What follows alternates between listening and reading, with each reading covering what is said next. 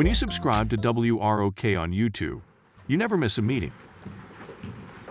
All right, good evening, everyone. I'm going to call to order the October 11th, 2021 Royal Oak City Commission meeting to order. We're going to begin with an invocation given by Commissioner Dubuck, followed by the Pledge of Allegiance. I ask that you stand if you can. Today is Indigenous Peoples Day. This year marks the first time a U.S. President has officially recognized this important day of recognition and reckoning. It is long overdue, but a very welcome step forward. And to recognize this occasion and reflect on the principles of inclusiveness, compassion, equity, open-mindedness, truth, and good government for all, which we aspire to this evening, I'd like to read a few excerpts from the President's proclamation. Since time immemorial, American Indians, Alaskan Natives, and Native Hawaiians have built vibrant and diverse cultures, safeguarding land, language, spirit, knowledge, and tradition across generations. On Indigenous Peoples Day, our nation celebrates the invaluable contributions and resilience of Indigenous peoples, recognizes their inherent sovereignty, and commits to honoring the federal government's trust and treaty obligations to tribal nations. Our country was conceived on a promise of equality and opportunity for all people, a promise that, despite the extraordinary progress we have made through the years, we have never fully lived up to. That is especially true when it comes to upholding the rights and dignity of the Indigenous people who were here long before colonization of the Americas began. For generations, federal policies systematically sought to assimilate and displace Native people and eradicate Native cultures. Today, we recognize Indigenous peoples' resilience and strength, as well as the immeasurable positive impact that they have made on every aspect of American society. We also commit to supporting a new, brighter future of promise and equity for tribal nations, a future grounded in tribal sovereignty and respect for the human rights of Indigenous people in the Americas and around the world. The contributions that Indigenous peoples have made throughout history in public service, entrepreneurship, scholarship, the arts, and countless other fields are integral to our nation, our culture, and our society. Indigenous peoples have served and continue to serve in the United States Armed Forces with distinction and honor at one of the highest rates of any group, defending our security every day. And Native Americans have been on the front lines of the COVID-19 pandemic, working essential jobs and carrying us through our gravest moments. On Indigenous Peoples Day, we honor America's first inhabitants and the tribal nations that continue to thrive today. I encourage everyone to celebrate and recognize the many Indigenous communities and cultures that make up our great country. Now, that's an abbreviated version of the President's proclamation. I'm just very pleased to see him take this step to lift up this day and the need to celebrate the essential contributions of Indigenous peoples and to ensure that we are actively working to understand and tell our full shared history as a nation. Thank you. Pledge allegiance to the flag of the United States of America and to the republic for which it stands, one nation, under God, indivisible, with liberty and justice for all.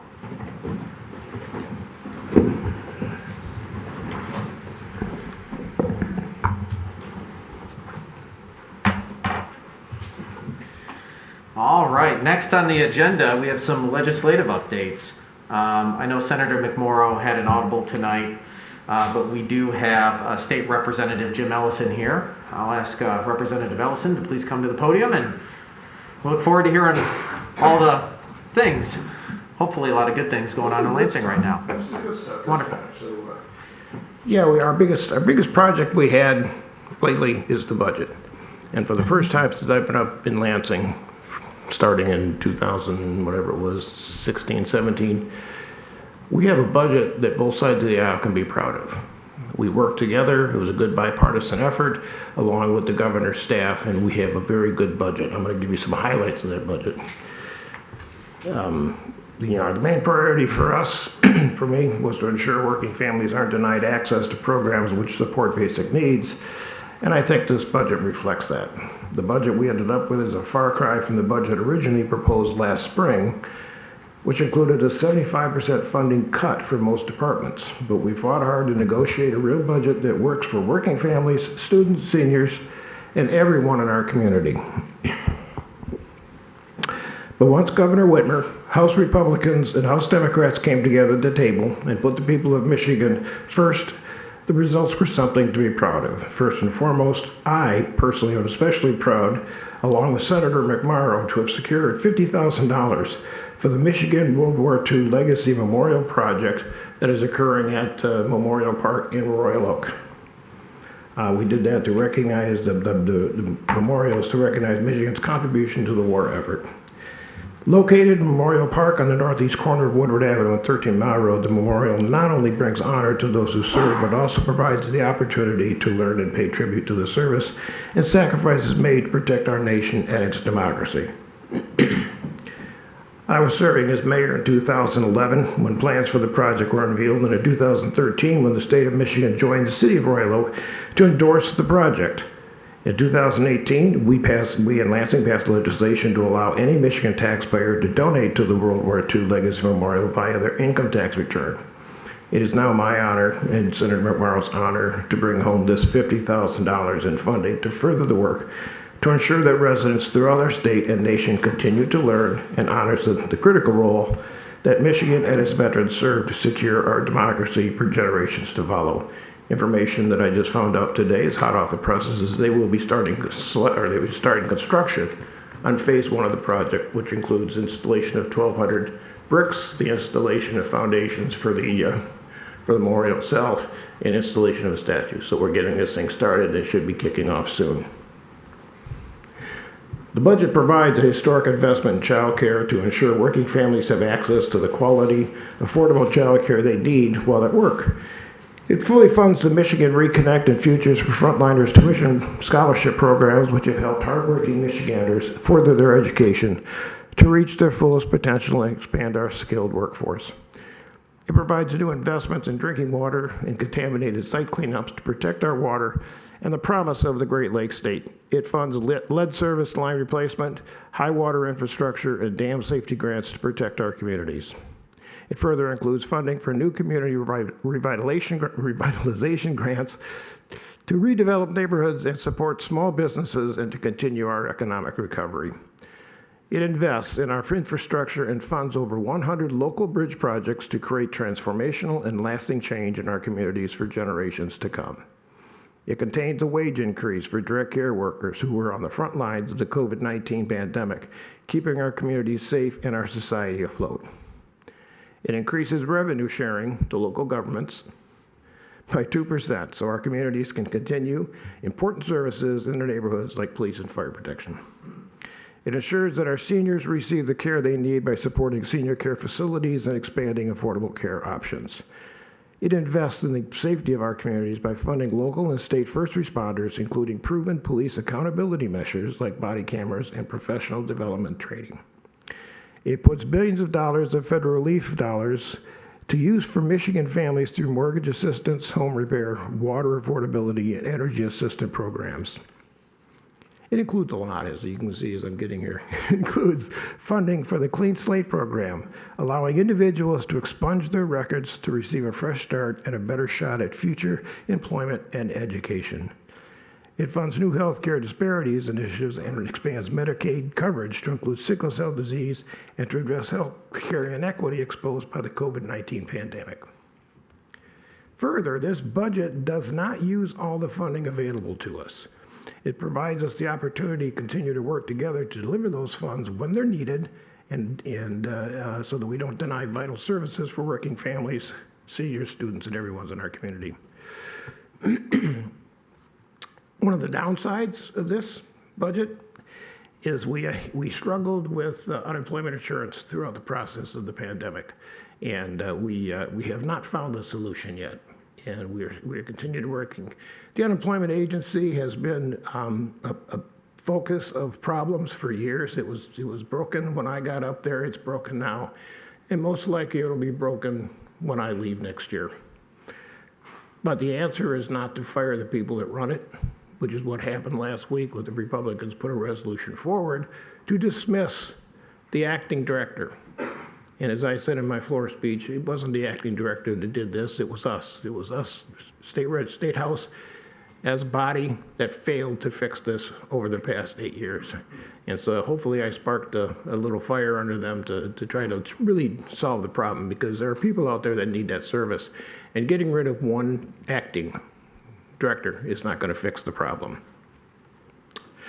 Bills I'm working on. Interesting bill. I've told some of you about this before. House Bill 5337. We all know that our municipal finance system is broken. When Headley was passed, it first enacted, its goal was to limit the fluctuations in the amount of taxes paid based on home values. The taxable values would be capped at the rate of inflation, or 5%, whichever is lower. But when later those home values began to rise, the taxable values were forced to stay lower than what was intended due to the way that Prop A crashed into Headley. Prior to Prop A, Headley also allowed for the recovery of taxable value after an economic downturn by allowing property values to recover as the market recovered. But when Prop A was enacted, it took away local government's ability to roll it back up. It prevented municipalities from capturing the new growth in taxable value from the pop-ups in homes and values when sold. House Bill 5337 addresses these by removing the forced rollback that kicks in when the community grows and recovers. Communities would not be able to grow back alongside the communities will now be able to grow back alongside the recovering economy. Just to point out, nothing in the bill will affect an individual's home's pop-up calculations. Nothing in the bill will increase anybody's taxes beyond the rate of inflation, or 5%, which is already allowed. What the bill does do is ensure that an expected tax cut to those who haven't sold or improved their properties isn't triggered. There's also been a lot of discussion and desire to work on issues affecting attainable housing in Michigan, and as we all can agree that the costs are rising away faster than the working family's ability to secure housing. The Housing Michigan Coalition has identified the following 3 issues as critical to solving the issues related to attainable and accessible housing. Lack of workforce housing and attainable housing at all price points. According to August 2nd MLive article, in June, Michigan had the highest median sales prices ever recorded in any month dating back to 2003. According to real estate company data WROK, median price increased 18.4% to $244,000 for the residential homes in the Lower Peninsula. This is not unique to Michigan, it is a nationwide trend. The week ending July 24th marked the 50th straight week of double-digit price growth. Across the country, the median price listing grew at 10.3% over last year's prices. As chair of the Oakland County Democratic Caucus, we identified this as a top-tier issue, and the caucus wants to address and dive into it. We will be working closely with Rudy Hobbs, Deputy County Executive, to develop some of these initiatives by the countywide and local levels. Looking forward to reviewing and considering the proposed legislation championed by the Housing Michigan Coalition. Rises in material costs. Lumber prices increase alone have raised. Anybody who's done any building understands the prices of lumber and materials has skyrocketed. They have raised the cost of a typical new home by $26,000 in the last year, although we are seeing some relief in recent weeks. According to data from the Michigan and National Home Builders Associations, a Bloomberg report from June 3rd attributes some of the following factors on the rise, which in some instances have topped 100% increases since 2020. Rock bottom mortgage rates, city dwellers rush to the suburbs, shortages of materials, but the simplest explanation is that there's just too much demand for builders and their suppliers to handle. And finally, another initiative I've talked to some of you before is the lack of skilled labor. You all know that I came from a situation of 30 years in the construction industry. It was my bread and butter. I knew it inside and out. But one of the things I did notice as I progressed in my 30 years of construction is I'd walk a job site. I'd look up into the rafters where the workers were, and I saw the electricians, and I saw the pipe fitters, and I saw the sheet metal workers. And the vast majority of them were over 50 years old. There was nobody younger standing in line to take these jobs. And that's a problem, because the economy is going to tank if we haven't got people in place. We identify that we need to provide these opportunities. I'm guilty of this, and I'm sure some of you are guilty of this, and my parents are guilty of this, it was embedded in us as children growing up. You must go to college to succeed. And so a lot of people felt that they weren't going to go anywhere unless they had a college education. And what that ended up costing you is 4 to 6 years of your life. You've got tremendous debt, college debt, and you're not attaining the wages that you had hoped to or were promised to. And so what we have is a whole lot of people out there that are trying to pay off college debt, and they aren't working in the careers that they studied for. The reason I say that is because there's another career out there that is just as lucrative. You invest in the training for skilled trades, become a plumber, become an electrician, become a carpenter. And these are good paying jobs, especially with the booming economy right now and the way homes are being built. They are fighting for workers. Every construction company I know of is fighting for workers. The answer to that is look at the programs being offered. I know the community colleges, OCC is offering programs. All the unions are offering apprentice programs that you can get involved in. But it's a lucrative career. I tell people, when I was growing up, my dad was in construction, but he wasn't in the labor side of it. He was in the management side of it. Going to school, the friends I had whose parents worked in construction, in the labors, these were the people that had cottages up north, and they had the boats, and they had the nice houses, because there was money to be made by the skilled trades, and they were able to bring that money home and raise their families. And I look at the other situation where we've got so many people that have these college degrees. I got my own kids, college degrees that they're not utilizing, but they're still paying off their college debt. And something is wrong. We need to fix that. So we are looking at that. It has become a good topic, a talking point in Lansing on both sides of the aisle that we need to do something. So I hope we can make some progress as we head into the end of the session. Any questions? Okay, any questions for Representative Ellison?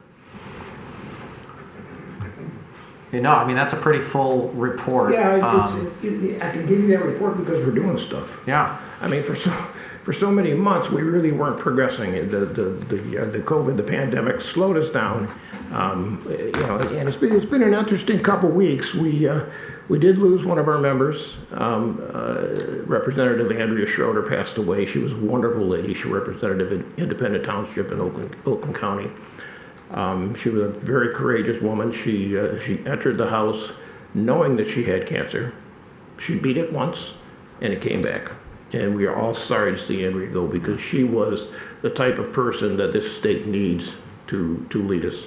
And we will all miss her. So other than that, you try to move on, but her desk is still empty, and it will be for a while. So good.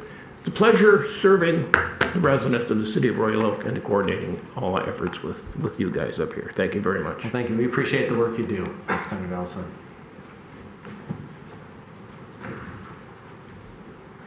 Okay, that brings us to item 6, which is the approval of the agenda.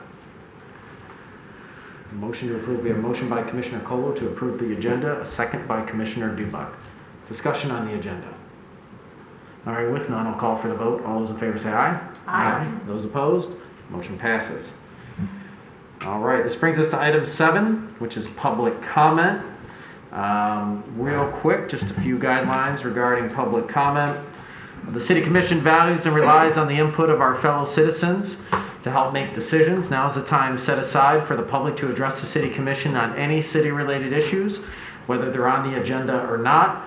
This will be the only time to address the City Commission, as there are no public hearings scheduled for this evening. I ask that comments be directed to the Commission as a whole and not to individual commissioners. If you wish to speak tonight at public comment, please wait until recognized by me, the mayor. Then come up to the podium.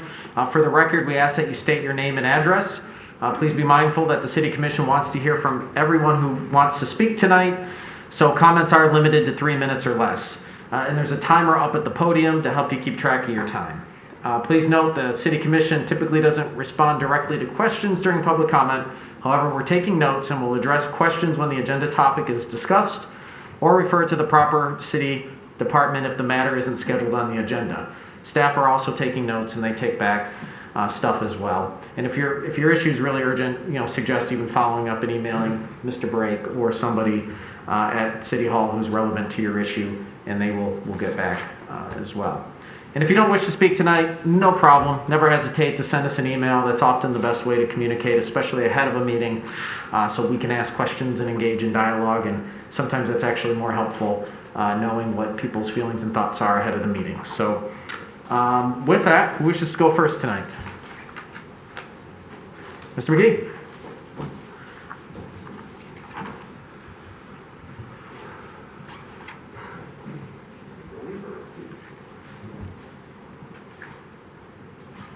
Good evening. Patrick McGee, 4524 Elmhurst Avenue.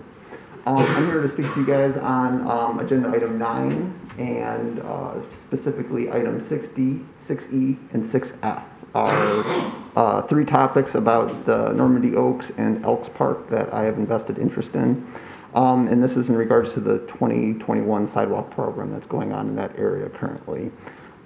These items were brought up at the traffic committee. However, the traffic committee was very, let me say this again, very unfamiliar with Normandy Oaks and Elks Park. I believe that the recommendations can be improved. So I want to give you my perspective as a person that lives in that area for the past 13 years and has gotten the opportunity to walk it 3 times a day for the last 19 months thanks to working at home. 6D, pretty simple. I would request that a stop sign be installed in place of just the pedestrian crosswalk signs. In the Michigan Manual of Uniform Traffic Control Devices, for a warrant for a stop sign, it really all comes down to engineering judgment. So if engineering judgment says a new stop crosswalk, you could also say it's a new crosswalk, new stop sign. 6E, the next one, request to improve the pedestrian crosswalk and no parking area near Woodland Avenue and Massault Road. I would recommend that I accept the traffic committee's recommendation, but I don't agree with it, as I feel that the Woodlawn Massault crosswalk location at a 90 degree is not really ideal if you've traveled that area. I think a joint discussion between Normandy Oaks Park, engineering, and DPS needs to occur to come up with an optimal design. Hopefully in your emails you saw what my concept was, and you can go from there. So what really brings me here, what I'm really passionate about tonight, 6F, request to install stop sign and pedestrian crosswalk across Normandy. So to start, TIA and the staff report failed to account in their documentation that on the day they did their traffic study, Dakota Road was completely closed, barricaded, as well as Normandy Road, so the east-west thoroughfare was not documented. This should have been pointed out to traffic committee. It wasn't until I brought it up, so it was missed by the city engineer. So I feel that they're using bad information to make their judgment on that one. Additionally, I'm running out of time here. To summarize, I think the crosswalk that should be put in should be at Elmhurst and Nakota. But I'm also open to the opportunity of putting crosswalks at each of the streets in that area with the new sidewalk program that's going in. Thank you. Thank you, Mr. McGee.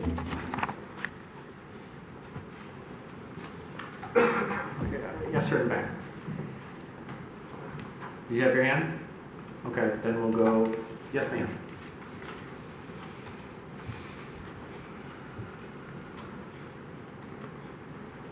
Sorry, I saw a paper go up in the air and I thought we had a tape in there. Good evening. I'm Mary Ellison. I live at 2026 Massault. I'm here to discuss item 9 on the agenda, the traffic committee resolution, similar to Pat. My house is at the corner of Massault and Woodland, where Normandy Oaks Park and Elks Park meets. There's 3 entrances on into North Oaks Park from the north side: Massault and Woodland, Woodland and Nakota, and the crosswalk that was built at Nakota just west of Delmere. So the crosswalk in front of my house is proposed to be moved for the 3rd time this year because the location, the traffic's coming behind you when you're crossing, so it is not ideal. I ask that we add or move, we ask the people look at adding or moving more crosswalks and looking at the entire park before determining what we do and how we rebuild it. Why not add crosswalks at every intersection that we're adding now that there is sidewalks? Similar to what Pat was saying, they could add entrances at Crest Hill and Woodland, Thorncroft, Elmhurst, and Briarwood as they intersect Nakota. He kept saying Normandy, he's actually talking about Nakota. So if that's the case, the entrance at my corner that's dangerous wouldn't be the major entrance anymore. So the request is to remove parking for like think it's 20 feet in front of my house. Completely agree with that. I think that's a good idea. This weekend, there was cars parked in the corner. There was cars parked in front of the fire hydrant. During soccer, it's terrible there. I called the police twice yesterday to have them come address the traffic because the cars parked in the intersection. They drove right past and didn't stop or ticket or anything. So in closing, I support the request, but I do think we should just broadly look at better how it should be set up, not just because Pat asked to correct that intersection. We shouldn't just look at the whole picture. Right. I'm not sure that the solution is best, but I do agree with no parking in front of my house into the 20 feet, which is the request. Thank you. Thank you, Ms. Allison. Yes, sir.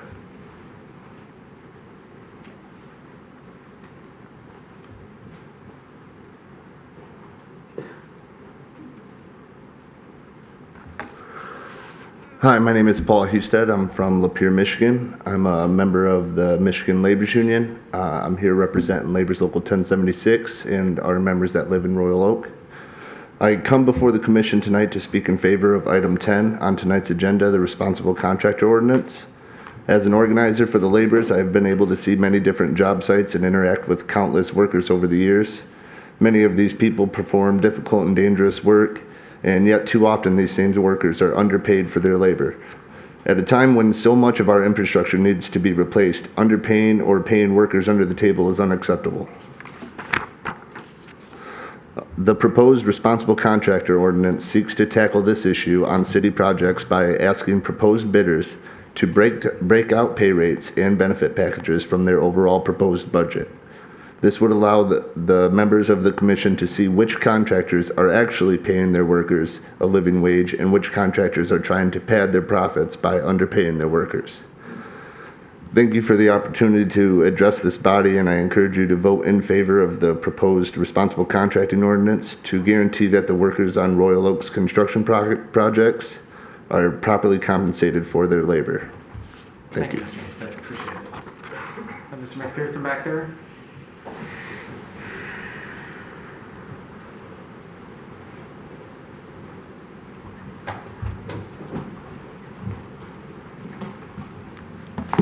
My name is Eric McPherson. I live at 23439 Davie, Hazel Park, Michigan. First and foremost, I'd like to thank the mayor and the commission for this beautiful place that's built that we're in right now. I mean, look around and look at how beautiful this is. With the infrastructure here, with the TVs.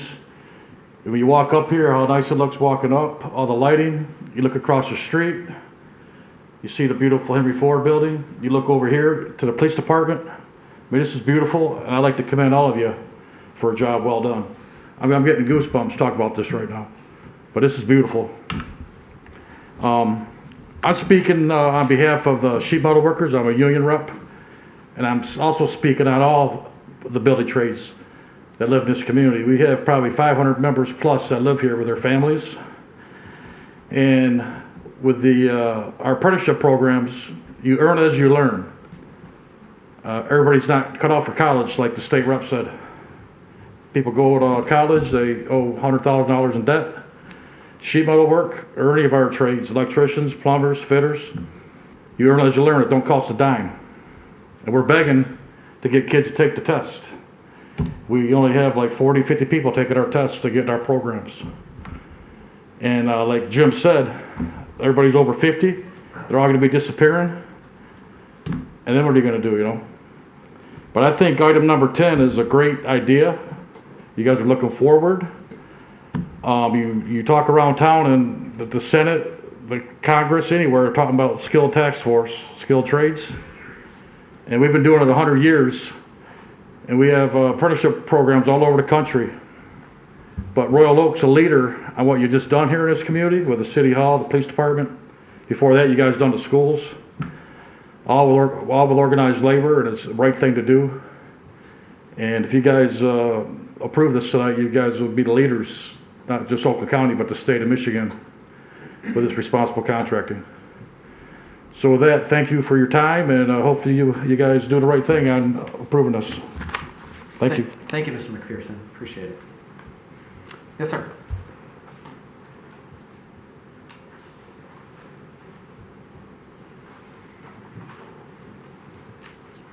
Good evening, everybody. My name is Mark Police.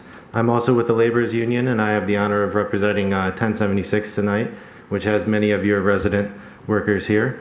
I come before the Commission tonight to speak in favor of item 10 on tonight's agenda, the Responsible Contractor Ordinance. I've worked in the field on many different types of construction projects over the years, and I can speak from personal experience on the importance of contractors training their workers with the Department of Labor apprenticeship program. These programs ensure workers can perform the construction job efficiently, safely, and effectively. Responsible contractors actually pay into these programs so that they can have the best trained workers. With this proposed ordinance tonight, this would include language that would score whether or not a contractor has approved Department of Labor program. This ensures the residents of Royal Oak have confidence that the jobs in the city is bidding out are staffed by the highest quality craft labor. The residents of Royal Oak deserve nothing less than that, and I know you guys know that. So I thank you for the opportunity to address this body, and I encourage you to vote in favor of the proposed responsible contracting ordinance to guarantee that Royal Oak's construction projects are staffed with highly skilled workers. Thank you. Thank you, sir. Yes, sir.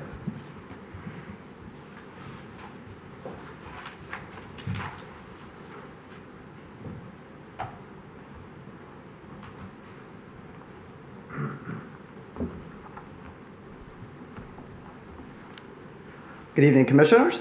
Mr. Mayor, thank you for the opportunity to address the Commission. My name is Robert George. I'm representing the Michigan Laborers District Council tonight. In my role as Director of Advocacy, I handle municipal policy for the laborers, and I've had the opportunity to work in numerous municipalities across the state of Michigan on responsible contracting and other like-minded policies. And I first wanted to start and thank you for bringing this policy up. There are a number of other municipalities that have already enacted responsible contracting policies, including the City of Jackson, the City of Saline, the City of Ann Arbor, as well as several other counties that have adopted the responsible contracting policy that you have in front of you, including Wayne County, Oakland County, Washtenaw County, Kalamazoo County, Saginaw County, and several others that are still in the process of reviewing the policy. So it would be a leading step here in Oakland County for Royal Oak to take on this policy. And just broadly speaking, a little bit about what responsible contracting is. It is a policy that addresses how cities do their bidding for construction, as you may have already seen so far. But the biggest thing about it is it levels the playing field. Too often we see contractors that are willing to skirt the rules or even the laws on how they are supposed to do business. And that oftentimes the people that fall victim to this are the workers, are the people out in the field, the people that are working 12-hour days, sometimes 7 shifts a week, and for months on end. So these are the people that are really underappreciated in our economy. And taking up a policy like this on your agenda on item 10 would help to recognize those folks and make sure that they are properly compensated. Additionally, it protects the city because this policy ensures that items such as training and safety and a contractor's record, as well as one of looking at its environmental record, are properly assessed in the bidding process. That ensures that the city does not have to go back through 5 or 10 years later before the life expectancy of a project is up and have to redo the project for extensive more financial investment of the city. The Township of Canton recently had a similar experience with this. It is a common thing here in Metro Detroit for contractors to skirt these rules, and this policy will help you prevent that from happening here in Royal Oak and investing in the workers and in the city's future. Thank you for your time, and I hope that you vote in favor of item 10. Thank you, Mr. George. Anybody else wish to speak tonight at public comment? Yes, sir, in the back.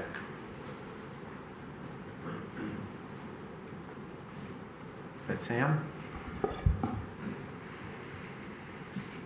Good evening, Commissioners and Mr. Mayor. It's an honor to be here. My name is Sam Cadena. My address is 51523 Deborah Circle, Chesterfield.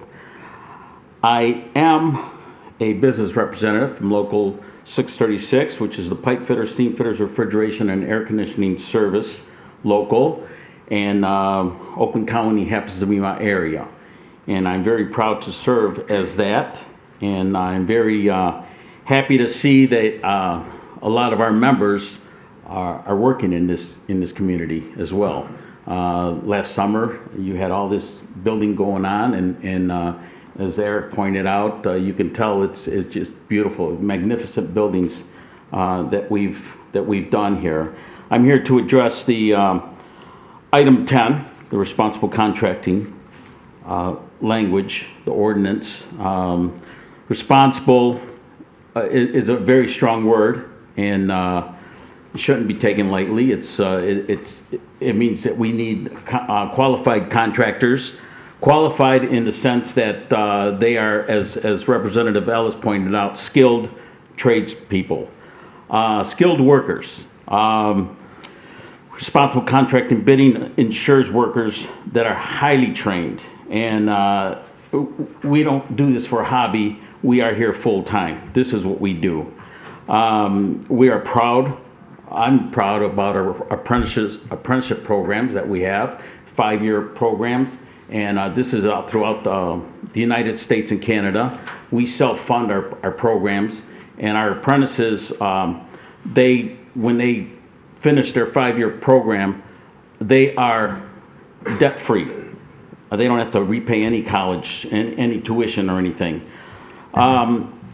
We have, our apprentices are also drug tested regularly, and to ensure that we are bringing them right, so to speak. And as far as our journey people, journey persons, we are also drug tested as well. And that brings a better quality to the customer. And I just want to say that responsible contracting provides a higher standard of living for the cities of WROK and all the communities as well. And I just want to thank you for your time and attention, and I ask that you pass this issue. Thank you. Thank you, Mr. Goodham. Really appreciate it. By me? Yes, if you can hit Ms. Braswell. Yeah, she'll pass it down to us. Thank you. Thank you.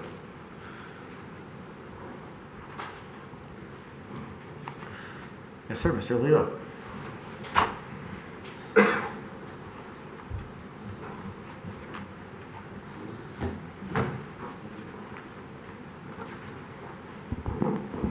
Good evening, Mayor, Commissioners. Gary Lolito, 4226 South Verona Circle, and 29-year plus resident of Royal Oak. I'm here tonight because of the last City Commission meeting. I want to applaud the Mayor for the 15-minute breaks taken in order to regain some semblance of order. It's a shame that grown adults have to have a timeout because they don't know how to act in a public meeting. I want to thank Pat Harouche for giving a factual overview of the Centennial Commons Park. It was very well done. So what did I do since the last City Commission meeting? No, I didn't binge watch Ted Lasso or clickbait. I already did that. What I did do is watch the latest streaming hit, which was you guys, for 12 hours in the Downtown Task Force, and I reviewed all the meetings in its entirety. So I want to thank everybody for recommending that watch. It was really enlightening. So what did I find out? I found out that there was no lies, no deception, no craziness going on, no backroom things that we heard throughout. The task force first meeting was in March of 2018. That's 3 years ago. There were 10 plus meetings through 2020, which equated to about 12 hours in total. I added that up. Produced 37 public comments just in the task force meeting itself. Take the DDA, the community outreach, and we're talking about 20 hours plus the elicited 1,500 responses on the park. In fact, one citizen who I really like commented that the MKSK were very good at answering questions in the community outreach events. Plus, watching the task force, the commission, and DDA and all public comment that were in that realm were all respectful. And then all of a sudden something happened, and I was like, what the heck happened? 2021, election year. What I did hear is a consistent message I heard specifically as it relates to the Veterans War Memorial. It is to ensure that it's respected. accessible, solemn in its location. The memorial is now a focal point. You can see it as it walked in today. In my opinion, it's much more grand in the new location and meets the criteria of respected, accessible, and solemn. To wrap up, hopefully I get done. In my opinion, this is a huge opportunity for our veteran groups to make the days we honor vets an enhanced day of remembrance by using the park to bring additional people and to raise money for veterans' causes. I think it's an opportunity that needs to be addressed. I voted against the proposal 2021-07 because I'm for veterans and I am also for the community as a whole. It's never healthy to pit one group against another, and in my opinion, that is exactly what some people attempted to do. In fact, I was at the commission table in 2007 when the ordinance 2007-07 was voted for, and I supported it, and it obviously we know it passed a huge margin. Mr. Lillo, I do need you to finish your list. So, just so you know, I encourage everybody to vote against the proposed ordinance 2021-07. Thank you. Anybody else? I'll go with Mr. Harrison.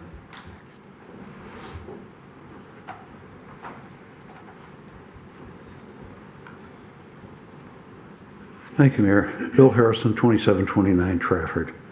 I've got to take this down, it's fogging up my glasses. At the last commission meeting, it was alleged that the A-team all the A-team wants is power. I replied that the only intent is just to get rid of you socialists with your lack of fiscal responsibility, proposed elimination of zoning for single-family housing, self-protectionism as in ballot proposal 1 that would make it impossible for citizens to collect enough signatures to get the proposal on the ballot. George Orwell wrote the books Animal Farm and 1984 in the late 1940s as parodies on the Russian Revolution that resulted in communism. It is interesting how relevant these books, written over 70 years ago, are today.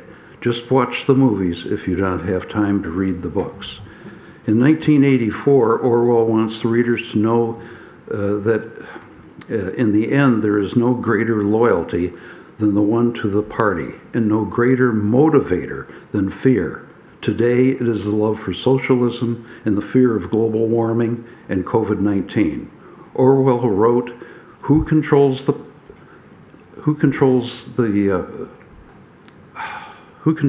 past controls the future, and who controls the present controls the past.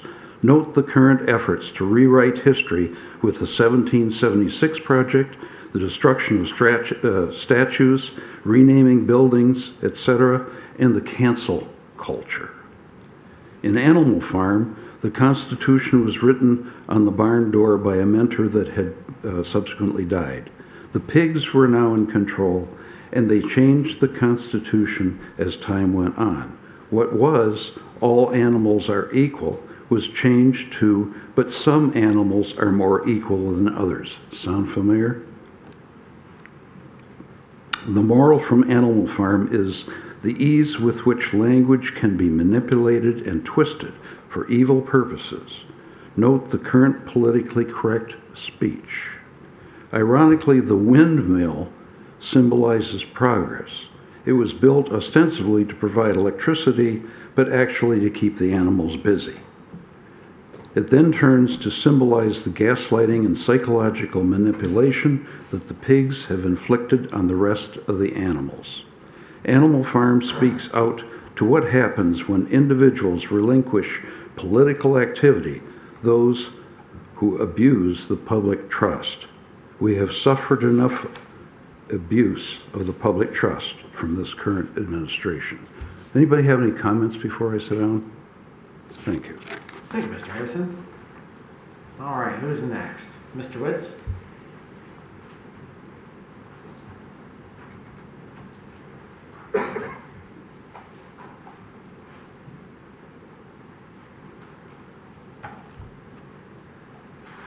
I am not proudly wearing the Wisconsin Badgers shirt of my son's university, as Michigan trounced them recently, but I am sporting support for him nonetheless.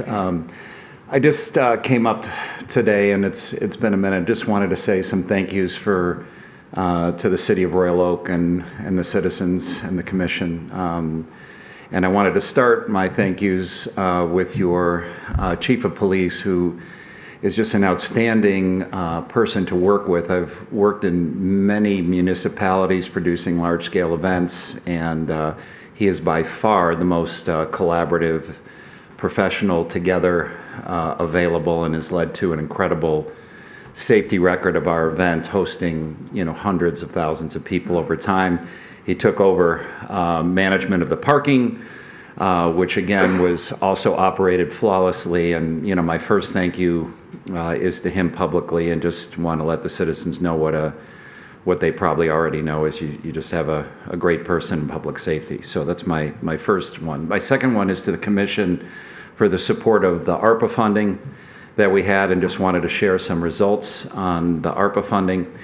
It helped generate $35,000 in direct sales, which we feel probably had a 4-to-1 multiplier, because people spent the 35 and they probably had multiple multipliers on their purchases. So we'd fairly project there was about $150,000 into local retail during the weekend. The ARPA funding helped us hire 26 ambassadors to hand out the vouchers into local businesses, and we've heard great feedback. One of our critics, ironically, was the #1 seller made in the Mitten, so congrats to them. I also wanted to mention that we had a business recruitment booth where we got leads to Royal Oak Restaurant Association and retailers that we work with, from leads that we had on a business booth that we had for employment recruitment. Our ARPA funds went to a vaccination, support of vaccination, free vaccinations that we had, and tenting and support for that. And we had numerous vaccinations. It was nearly 100. Want to also thank Dave Woodward at Oakland County, who happens to be here, for the county's collaboration on all of this as well. Commissioner Colo's recommendation on the inflatables was a huge hit. Just so many kids had great value and enjoyed themselves. The economic impact was great. I think the festival this year was transformational. Just in a situation of COVID, we used our pulpit to promote vaccinations, and we're in touch with the county health department. There was no spikes related to the festival. I have so much more to say. I just wanted to mention, a few of the highlights. I might come back in a couple of weeks, but I just want to thank everyone here for their leadership, with our event, and in general. So just a lot of positives out there, and very grateful, and Chief, very grateful as well. So I'll be back again for more on this, but thank you. And we want to bring another potential winter event and collaborate with the city on that. So we'll be in touch, and thank you so much. Great. Thank you, Mr. Witz. All right, who's next? Going once. Yes.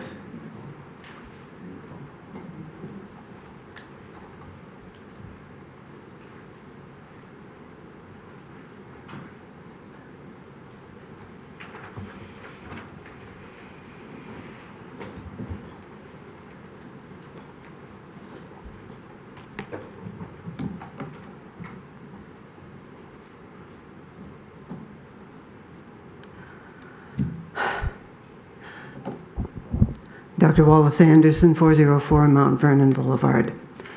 This commission has taken so many egregious actions over the past at least 6 years that last week, when I got City Manager Brake's letter about the November ballot, I pondered which actions I find most troubling. I concluded that failure to bring significant matters, such as the huge cost of the City Civic Center project, to the voters whose taxes are footing the bill. Unfortunately for Royal Oak taxpayers, the only way to stop you from acting without voter approval seems to be to sue. Not only is that expensive, but the courts are inclined to favor municipalities. Case in point, when the City Center project was first planned, downtown business owners sued to change some parts which they correctly believed could hurt their business. Circuit Court found against them without looking at the merits of the case. The judge in appeals court simply ruled the business owners didn't have standing. Adjacent cities, such as Ferndale and Birmingham, bring such public projects to the voters. Why not us? Now you've put Proposal 1 on the ballot. On the surface, it seems innocuous, aligning our Royal Oak election ordinance with state election law, but it's actually an insidious form of voter suppression. For example, the Veterans War Memorial Group gathered some 670 signatures on their petition to keep the memorial area as it was at the end of 2007. The city refused to put it on the ballot, claiming it was legally deficient.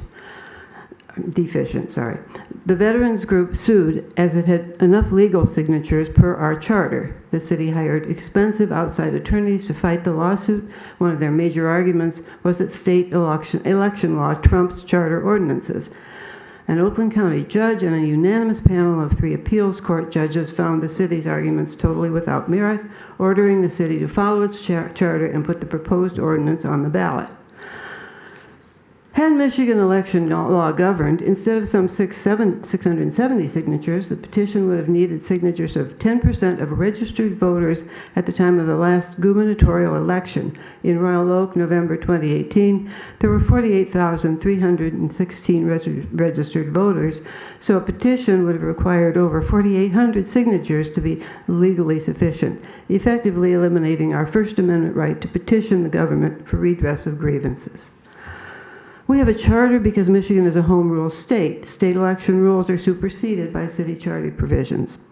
Why doesn't the city commission ask us voters what we want? That's how to get true community engagement. I'm voting no on all city-generated proposals, as I really don't trust your motives. I'm going to vote for the Veterans Proposal, number 7. And I encourage listeners to vote for all 5 members of the A-Team. The most effective way to restore citizen participation in city government is to replace the present commissioners and mayor with Roth, Barnes, George, Karlowski, and Lindell. Thank you. All right, who's next? Going once? Yes, sir.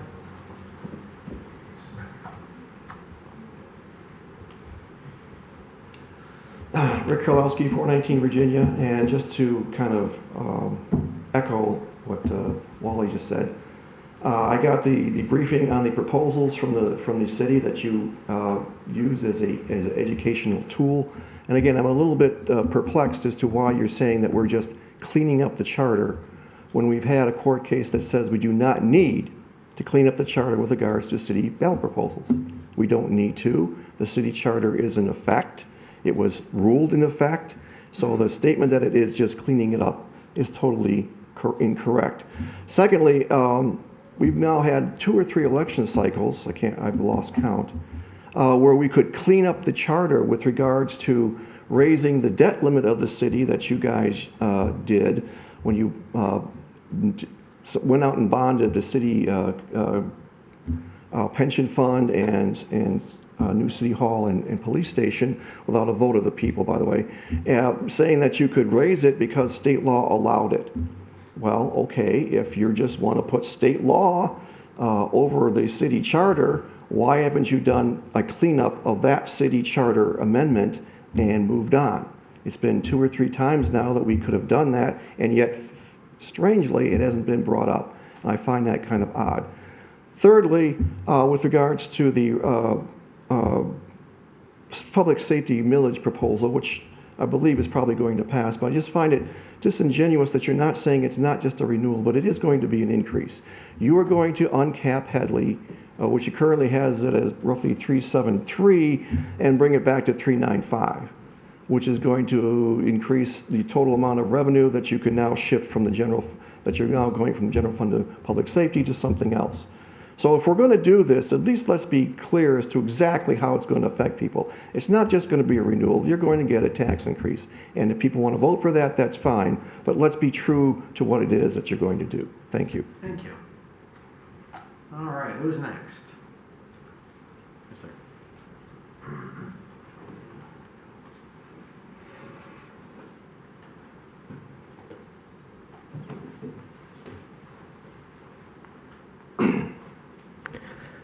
Yes, my name is Alex Schneider. I live on Knowles. Would like to talk about the set of plans, secret plans that the City Commission have in store for Royal Oak community. Namely, We have a beautiful master plan. Many people worked very hard to pass this master plan. I remember attending those meetings. So, what the City Commission wants to do is to change the master plan, pass a new master plan, which would allow the City Commission to rezone the zoning ordinances, thus allowing for the rezoning in the single-family residential neighborhoods and on Woodward by constructing high-density multifamily residential neighborhoods. Ask anyone in the city if they would like to have an apartment building, high-density apartment building, next to their neighborhood. And you will get an answer, probably no. Why? Well, let's have a look at the economics. What wonders would it do for the property values? I submit to you the property values will tumble. They will decrease greatly. But people will still pay the same taxes on their property and will pay the same mortgage on their property. Those who would like to depend on their property for retirement, they would lose a great chunk of money. There are 5 people that are running this November 2nd election for the City Commission from this commission table, and 5 of those who oppose you. Those who oppose you are against your plans of rezoning and passing a new master plan. In conclusion, I would like to say, I encourage the voters to see this City Commission meeting and the public comment and act and vote accordingly to save their property values. In conclusion, I would like to say, they haven't passed the $3.5 trillion in Washington yet, but it's already burning a hole in the City Commission's pockets, because you know that that money will be used to rezone and construct those apartment buildings in the city. Thank you. All right, who's next? Yes, hand in the back.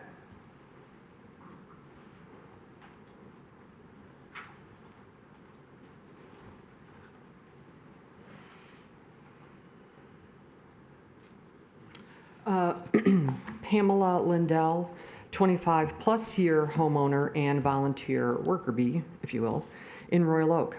Elect me for commission, and I pledge to be honest, transparent, and uphold our phenomenal historic master plan.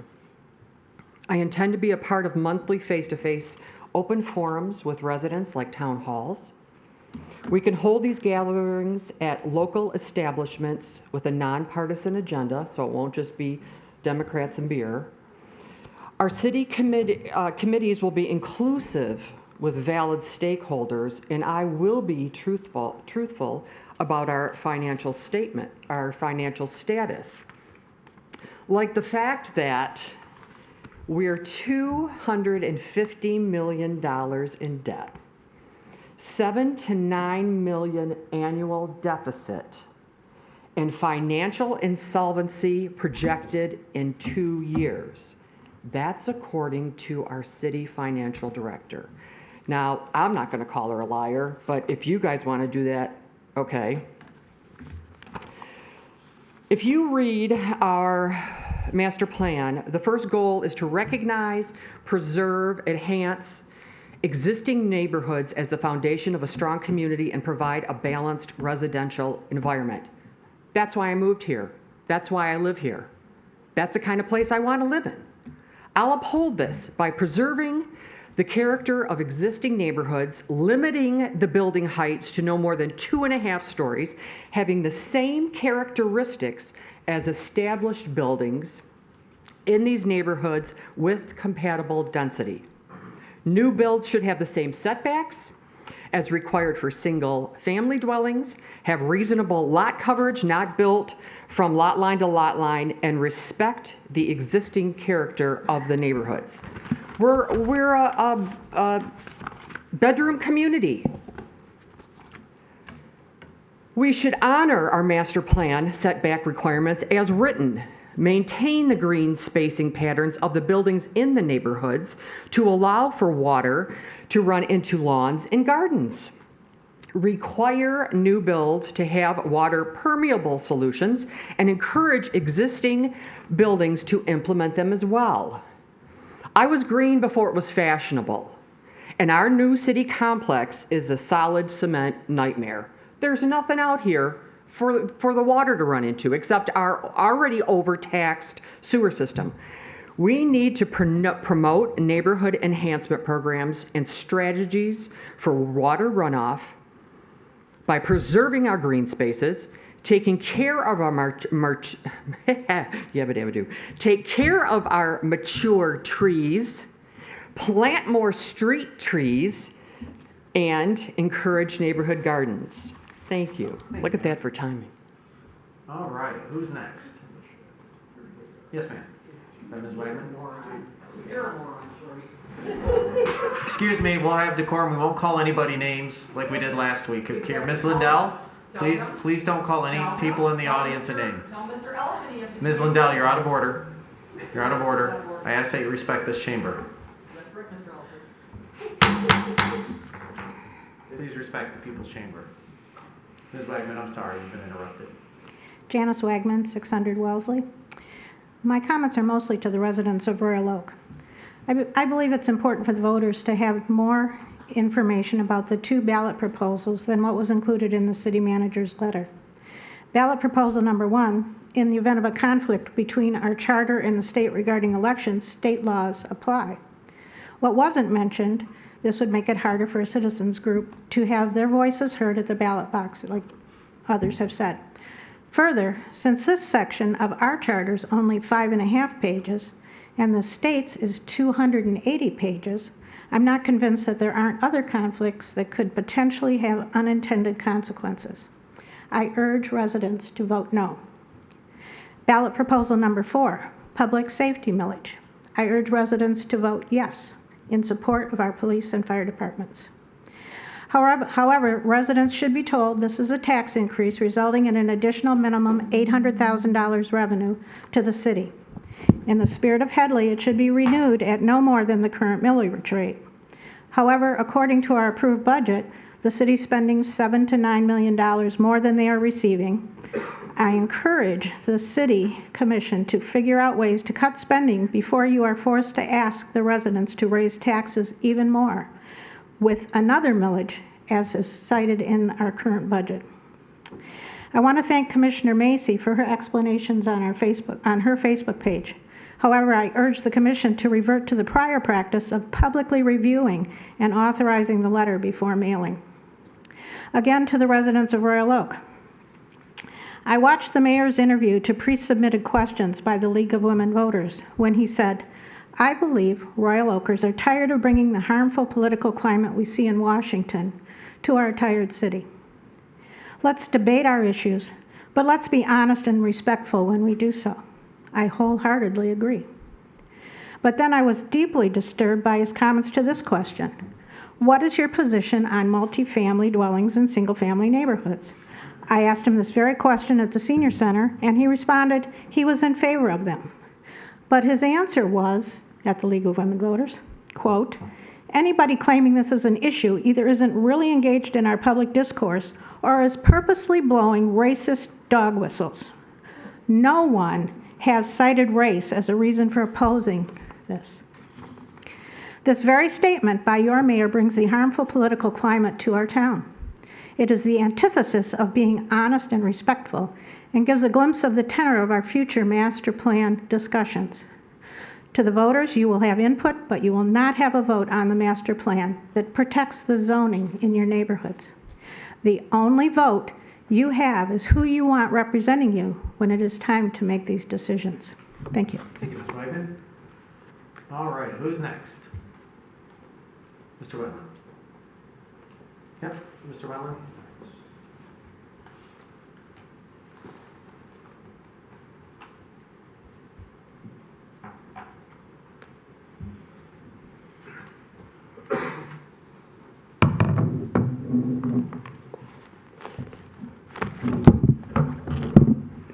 Before I get started, am I allowed to bring my mask down and talk to you guys? Speak, sir.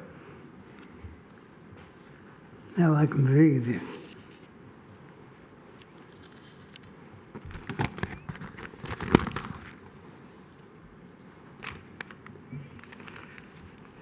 I'm here again about the war memorial across the street.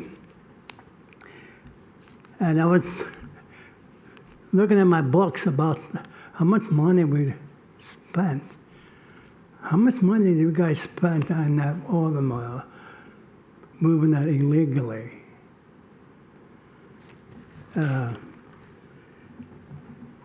Especially, why won't you let us know how much money you spent on lawyer's fee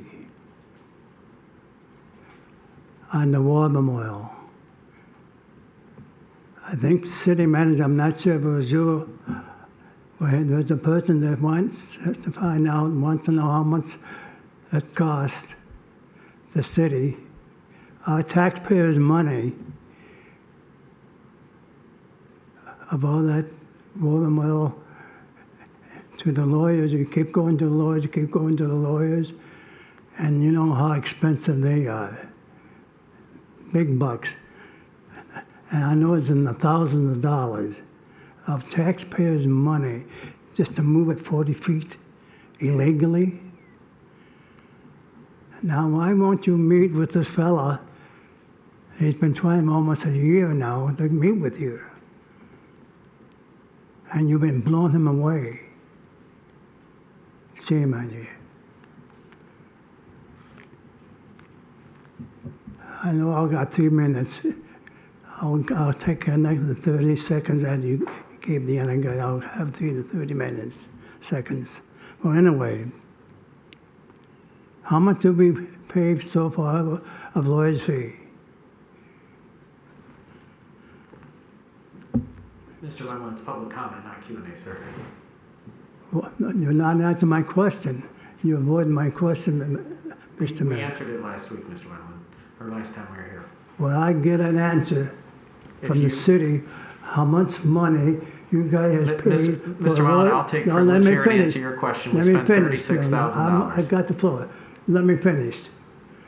You tell me when you're gonna tell the city, tell the people how much money you guys spent on lawyers' fee, and I guarantee you, it's not chicken feed, a hell of a lot of money.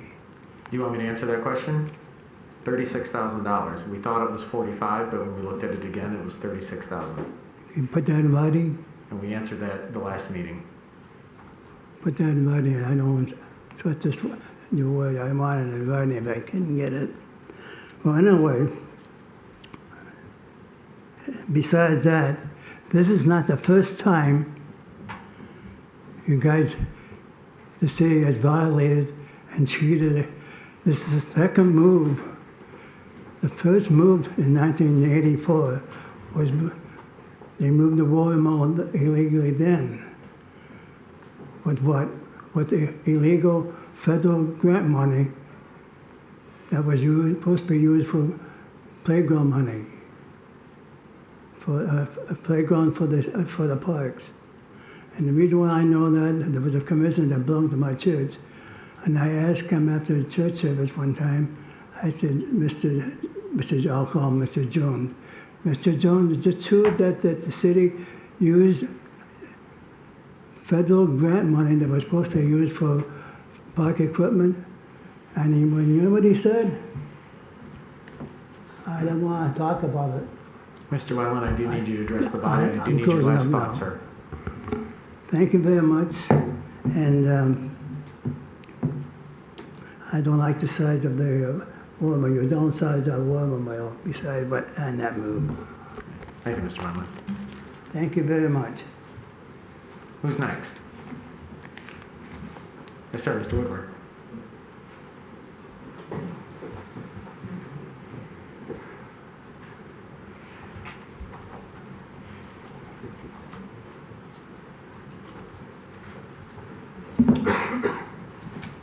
Good evening, Mr. Mayor and members of the City Commission.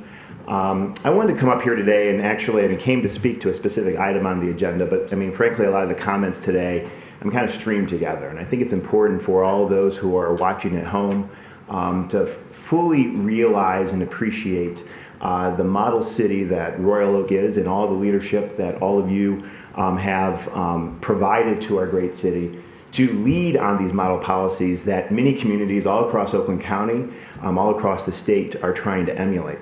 I came to speak about item number 10 on the responsible contracting ordinance. This is a model similar to something that we were able to actually do in Oakland County. In fact, we were the first county in Michigan to adopt a similar practice, recognizing that if you want to build something and build it well, you build it with skilled labor. You make sure that skilled labor is fairly compensated. You make sure that that skilled labor is fully trained, particularly if you want things to last a very long time. It has served us well here in across the county. We've got some big building projects on the horizon, and I have no doubt it will serve you well here in Royal Oak. Which brings me to this wonderful building that we're in today. Another thing that all of you have done that has been really tremendous is to build a new city hall that allows for these community meetings for citizen members as well as the governing of our city.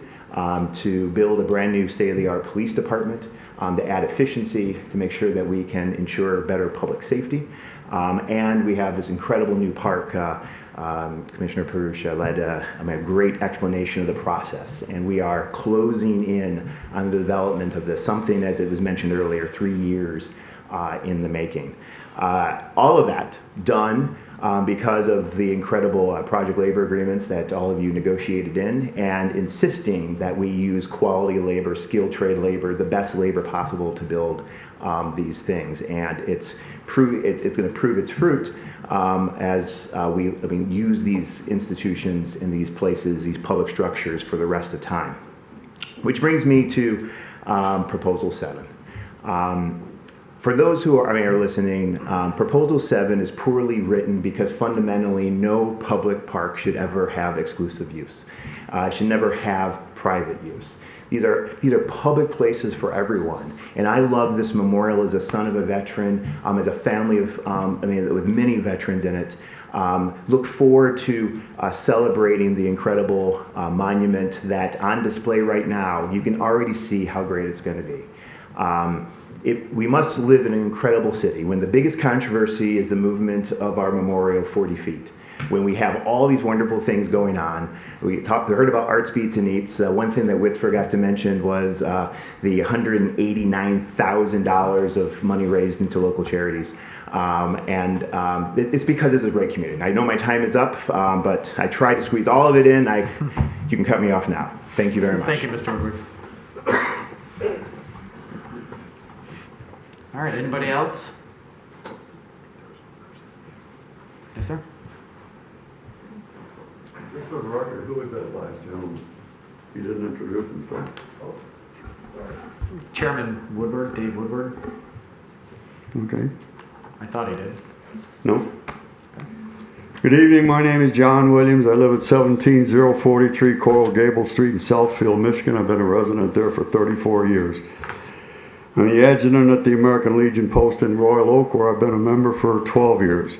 I'm here tonight to refute and rebut a couple of statements that have been going around lately. The first one stated by a veteran that nobody is buried at the memorial area. It's not sacred or hallowed ground. What's the big deal? That's half correct. No one is buried there. Last week at the Royal Oak Veterans Events Committee meeting, of which I am a member, your community engagement specialist had researched the 188 names of the Royal Oak residents who lost their lives in the service of their country. She had a very interesting report which included 2 maps. Maps of where they lived and maps of where they were buried. Now the namesake of my post, Frank Wendland, John's uncle, He lived at 164 North Main Street, right adjacent to the main theater. He's not buried in Royal Oak, Oakland County, Michigan, or the United States. He's buried in the Meuse Argonne American Cemetery in France. He lost his life there in October 1918, 1 month before the armistice was signed, which ended World War I, the Great War, the war to end all worlds. There was a map showing where all these residents are buried. It stretched from the Philippines and the western Pacific to the eastern part of Europe. There was one dot on that map in the Atlantic Ocean off the west coast of Africa that kind of intrigued me. I says, who is that up there on that map? It turned out it was your Ensign Samuel Smith Burge of the United States Navy, who was lost at sea in 1943. That triggered my own personal experience with a lost at sea sailor.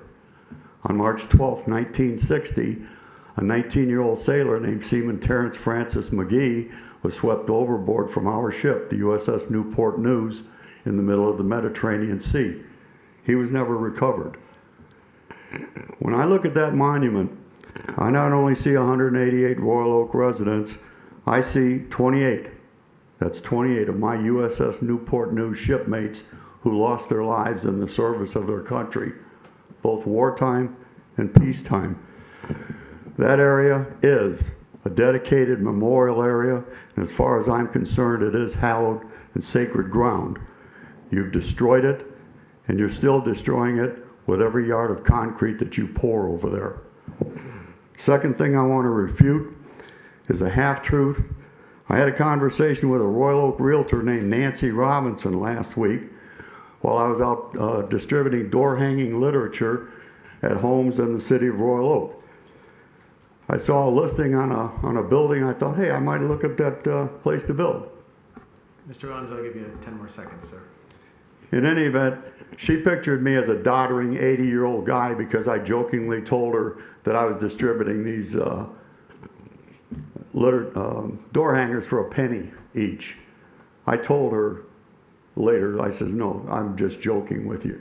But she's pictured me as a doddering old fool of the Save the Veterans Memorial Group.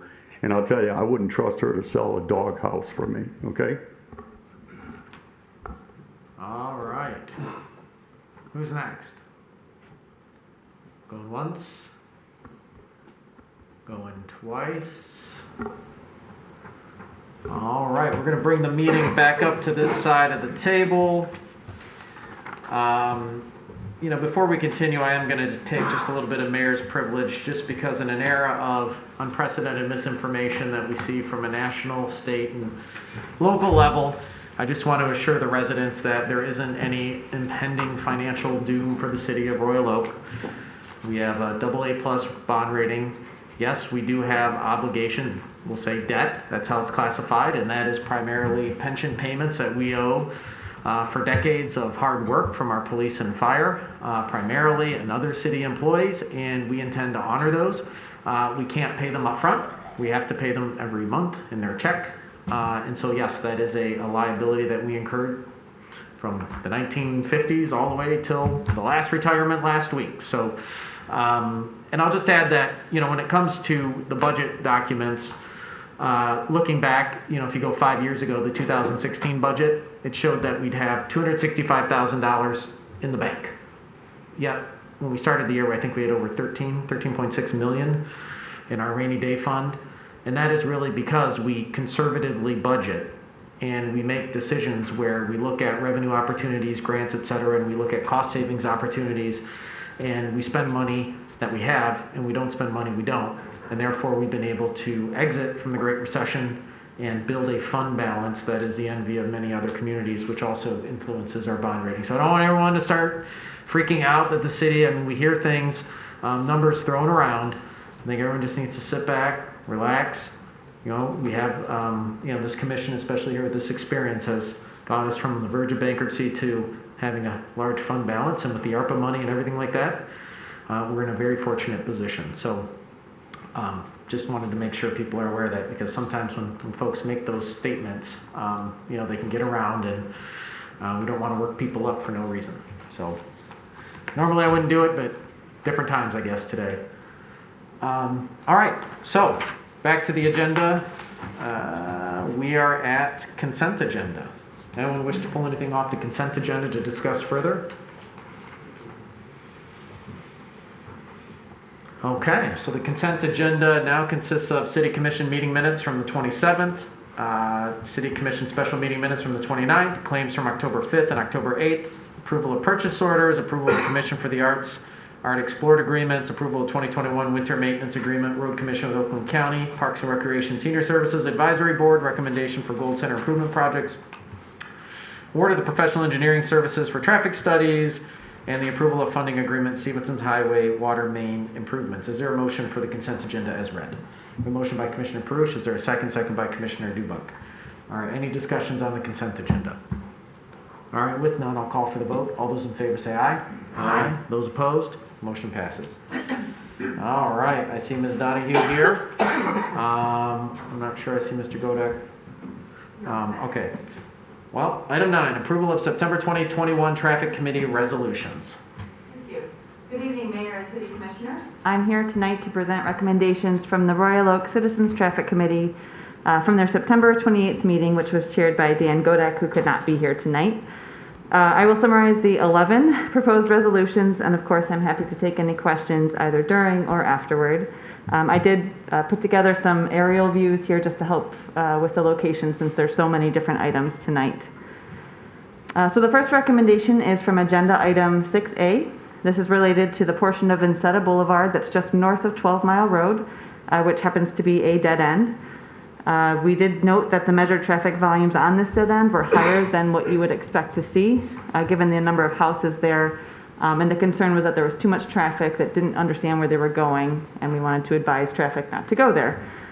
So the committee is recommending that we add a no outlet sign, which is shown on the image here, on the north side of Vincetta to direct people furthermore just to head out to 12 Mile Road at that location. The next item is 6B, and we had a request or ask for an analysis of basically an entire neighborhood bounded in red here on the image. So that's 12 Mile to 13 Mile and North Vermont to Campbell Road. Just asking for more four-way stop locations or a way to ensure that people do not ignore the existing stop signs. This neighborhood generally follows our pattern, which we have in most neighborhoods, of a stop sign every other block. There were no locations where an additional four-way stop was warranted. However, the all-way plaques should be installed anywhere that we do already have an existing four-way stop. Also, there were 6 intersections there where tree trimming will help with the visibility of stop signs. So both of these suggestions are recommended by the Traffic Committee. And we did hear from the requester prior to the meeting via email, and he was in support of the staff and Traffic Committee recommendations. The next item here is for 6C. This was a request for speed humps on East Houstonia Avenue. This is between North Main Street and Rochester Road, as kind of circled here in red. The measured 85th percentile speed on this street was 24 miles per hour. The volume of traffic was 588 vehicles per day, which is considered in the low range for a residential street. The petitioner did state concerns that the traffic study was not representative. He thought because we took counts at the middle third of the block rather than the middle of the block, that we didn't really get a true study or the correct results. So the committee is recommending that we do deny the request for speed humps at this location, but also to waive the 1-year requirement. We typically require 1 year before we will restudy a street based on a request. So they're recommending that we waive that. The next 3 items have to deal with the areas around Normandy Oaks Park and Elks Park. So the first one here is item 6D. For this one, the committee is recommending the installation of north-south ADA ramps on the west side of Rosewald. So those are kind of shown here in red. So the west side of Rosewald at Massoy, along with the pedestrian crossing signs to allow for better access into Elks Park. We did hear from the requester asking for a new stop sign at the intersection, which would make it a 3-way stop. But the warrants for a stop sign were not met at this location, and the committee did not recommend installing a stop sign here. Okay. Item 6E, it's located primarily just a little bit west of the location we were just looking at. It's mostly related to the 90-degree bend intersection of Massoy and Woodland. So I kind of show that with my mouse here. This is sort of the area we're looking at for the most part. The requester asked that the north-south crosswalk at that location be moved away from the intersection, and also to restrict the public parking along Elks Park and Normandy Oaks Park frontages on the streets of Rosewald, which is over here, on Massoy, and on Woodland, up and down here. And the idea there was to ease congestion around the parks and also help with sight distance for pedestrians. So when Normandy Oaks was constructed, the ramp on the south side of Massoy was installed slightly offset from the ramp across the street on the north side, which I tried to show here in a photograph. You can kind of see this is facing south, that the ramp on the south side of the road is, you'd basically walk skewed across that intersection to cross the road. So we were already planning to remove and replace this ramp when we came through with the new sidewalks to be better in line with the sidewalk that runs along the east side of Woodland. We don't recommend moving this and creating a mid-block crossing as suggested by the petitioner. We think that this is the most appropriate location for a crosswalk. Staff and the committee agreed that prohibiting parking along Elks Park is likely going to push congestion issues further into the neighborhood during sporting events. And since the resident on the streets, we didn't hear from somebody on one of these streets to initiate the request, they recommended denying any broad parking changes on these 3 blocks. However, they did recommend that we take a closer look at that intersection again of Woodland and Massoy, just to make sure that we don't have people parking in the intersection, which does appear to be a problem when there's a big sporting event at the park. You're not supposed to park within 20 feet of an intersection, but a lot of people just don't know that or don't remember that from driver's training. So the committee additionally recommends installing, in addition to keeping parking out of that intersection by at least 20 feet from the edge of the intersection, also installing pedestrian crossing signs to alert drivers that there's a crosswalk there, as well as an advanced crosswalk sign about 200 feet north on Woodland.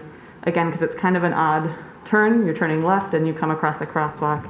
That gives drivers advance notice that there's something coming up there.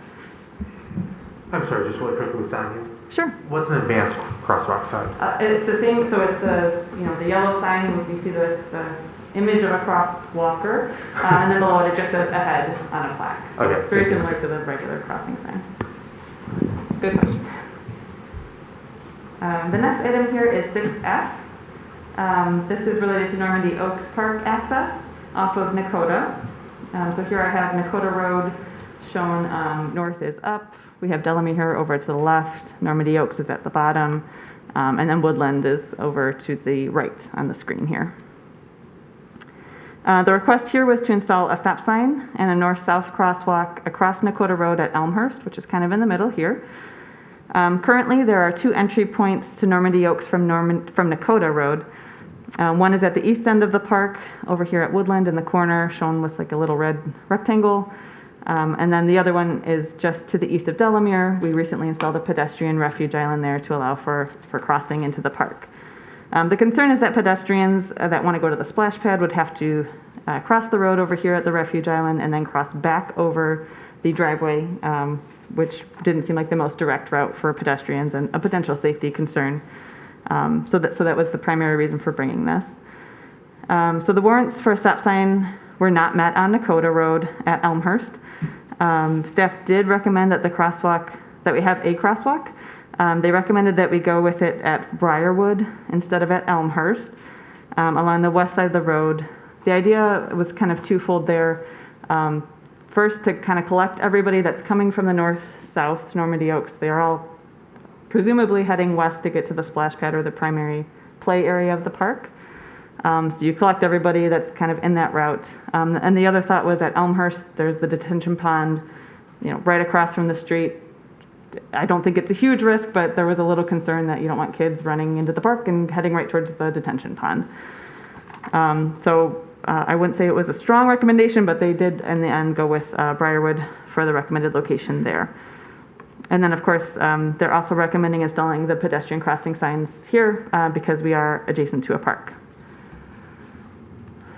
Next item is 6G. We had a request to install a four-way stop or flashing beacons at the intersection of West 4th Street and Hendry. So this is just to the east of Woodward Avenue. The warrants for a stop sign were not met at this location. Also, the city doesn't regularly install these flashing beacons crossings. In the past, we've only done it in very high pedestrian crossing areas. We've done 2 in the downtown in the past, and then 1 more recently on Normandy, near Normandy Oaks Park. So the committee did recommend denial of the request for this location. Item 6A, we have a request to remove no parking signs on the south side of Rhode Island Avenue. This is between South Main Street, which is over here on the left, to Delaware Avenue. The petition was submitted with only 50% of the signatures in favor of removal. The petitioner did note that he tried to make contact with the other 50% and was just not able to hear from anybody. So he didn't hear anyone opposed to it.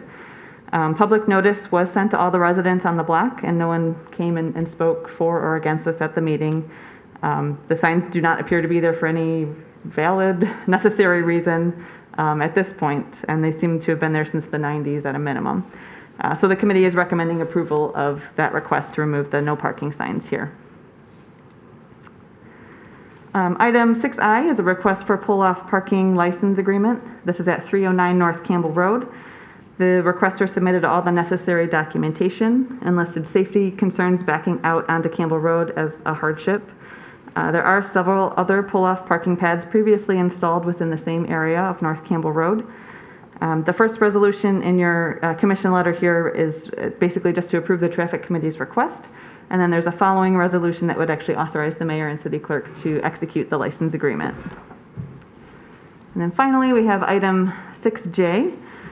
This was a request to remove no parking signs on the south side of East Farnham Avenue. This is between Potter and North Alexander. So this is Whittier Park here. East Farnham's at the top, and then between Potter and Alexander, there's currently no stopping, standing, or parking signs on the south side of the road. So the request is to get rid of those. The requester lives 1 block west over here, and notes that people park on both sides of her street. It makes it very difficult to exit her driveway. So she was requesting that parking be opened up to the west to help ease congestion on her block. We heard from many, many residents at the traffic committee meeting who opposed this request, and the committee and staff also agree that this request should be denied, that would not be an appropriate change. So that concludes the summary of the items from the traffic committee meeting, and if there's any questions, I'm happy to take them. Questions from Ms. Donahue? Mr. Macy. Yeah, first question is, I think it may be an easy one, is back to Elks Park.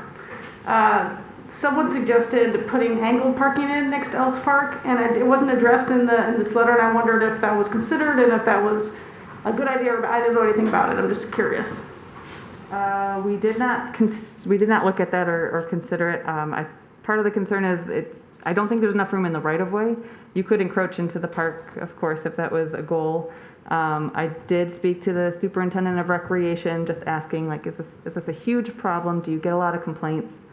And he noted, it is congested for sure, but the residents don't seem to be strongly opposed. We haven't really heard from them before asking for parking changes on these blocks. We evaluated the request at hand. I wouldn't recommend making any major changes without the neighborhood kind of pushing for it. Okay, I'm just curious, and I know that there is parking at Elks Park that's not in great shape that probably is going to be addressed. I hope so. I don't know the answer to that, but I hope so. Well, right, thanks. And then also just now on to the Nakota crossing. So, you're familiar with Mr. McGee, who is somewhat of an expert on this area. And so I'm just, you spoke about this a little bit, but I'm just a little bit curious. Like, he came forward with this presentation about Elmhurst, and then the decision was Briarwood, and I heard what you said about people coming from that direction, but I just wondered if there was like some kind of a study that informed that, or if that was just people sort of looking at the map and thinking, well, it looks like people might come from over here, so maybe we put it there. It's the latter, yeah. Okay. Or how are we going to collect the most residents? Where are they likely all going to on this trip? So again, I don't think the committee felt very strongly versus Elmhurst versus Briarwood. In the end, they voted for Briarwood. And do you have strong feelings on this? My original recommendation was to go with Briarwood for the reasons I stated, but I also do not feel very strongly on this one. That's all I have. Commissioner Colo. Thank you, Mr. Mayor. Ms. Donahue and I actually spoke about this for a while this morning, trying to figure out, there's lots to take in this packet. And I guess I have one question. It looks like these crosswalks cost about $1,800 each. It wouldn't break a budget if we were to put these at all 3 intersections, would it? It would not break the budget. Okay. So I think I would lead towards that. This is a great park. We made this beautiful community asset in the North neighborhood. It's a great way to let people cross safely. I even look at the Elmhurst entrance past the berm. We could connect the path to the sidewalk so that there's a midpoint to get into Norby Oaks. Because right now, if you're in a wheelchair, you're pushing a stroller, if you just don't want to walk on grass, you can't get inside Norby Oaks unless you go to one of the corners. So this could be a really nice way to connect it. So Ms. Donahue, you could share some, you and I talked about that a little, can you share if that's possible and how we could do that? It's certainly possible. Again, I don't think it's cost prohibitive to do that. The only concern I would have with that is, if we kind of set this precedent of wanting to put pedestrian crossing signs at every crosswalk adjacent to a park, you're going to have these I'm not sure how deep these lots are, but every 400 feet or so, it might be a little, congested there with all the signage.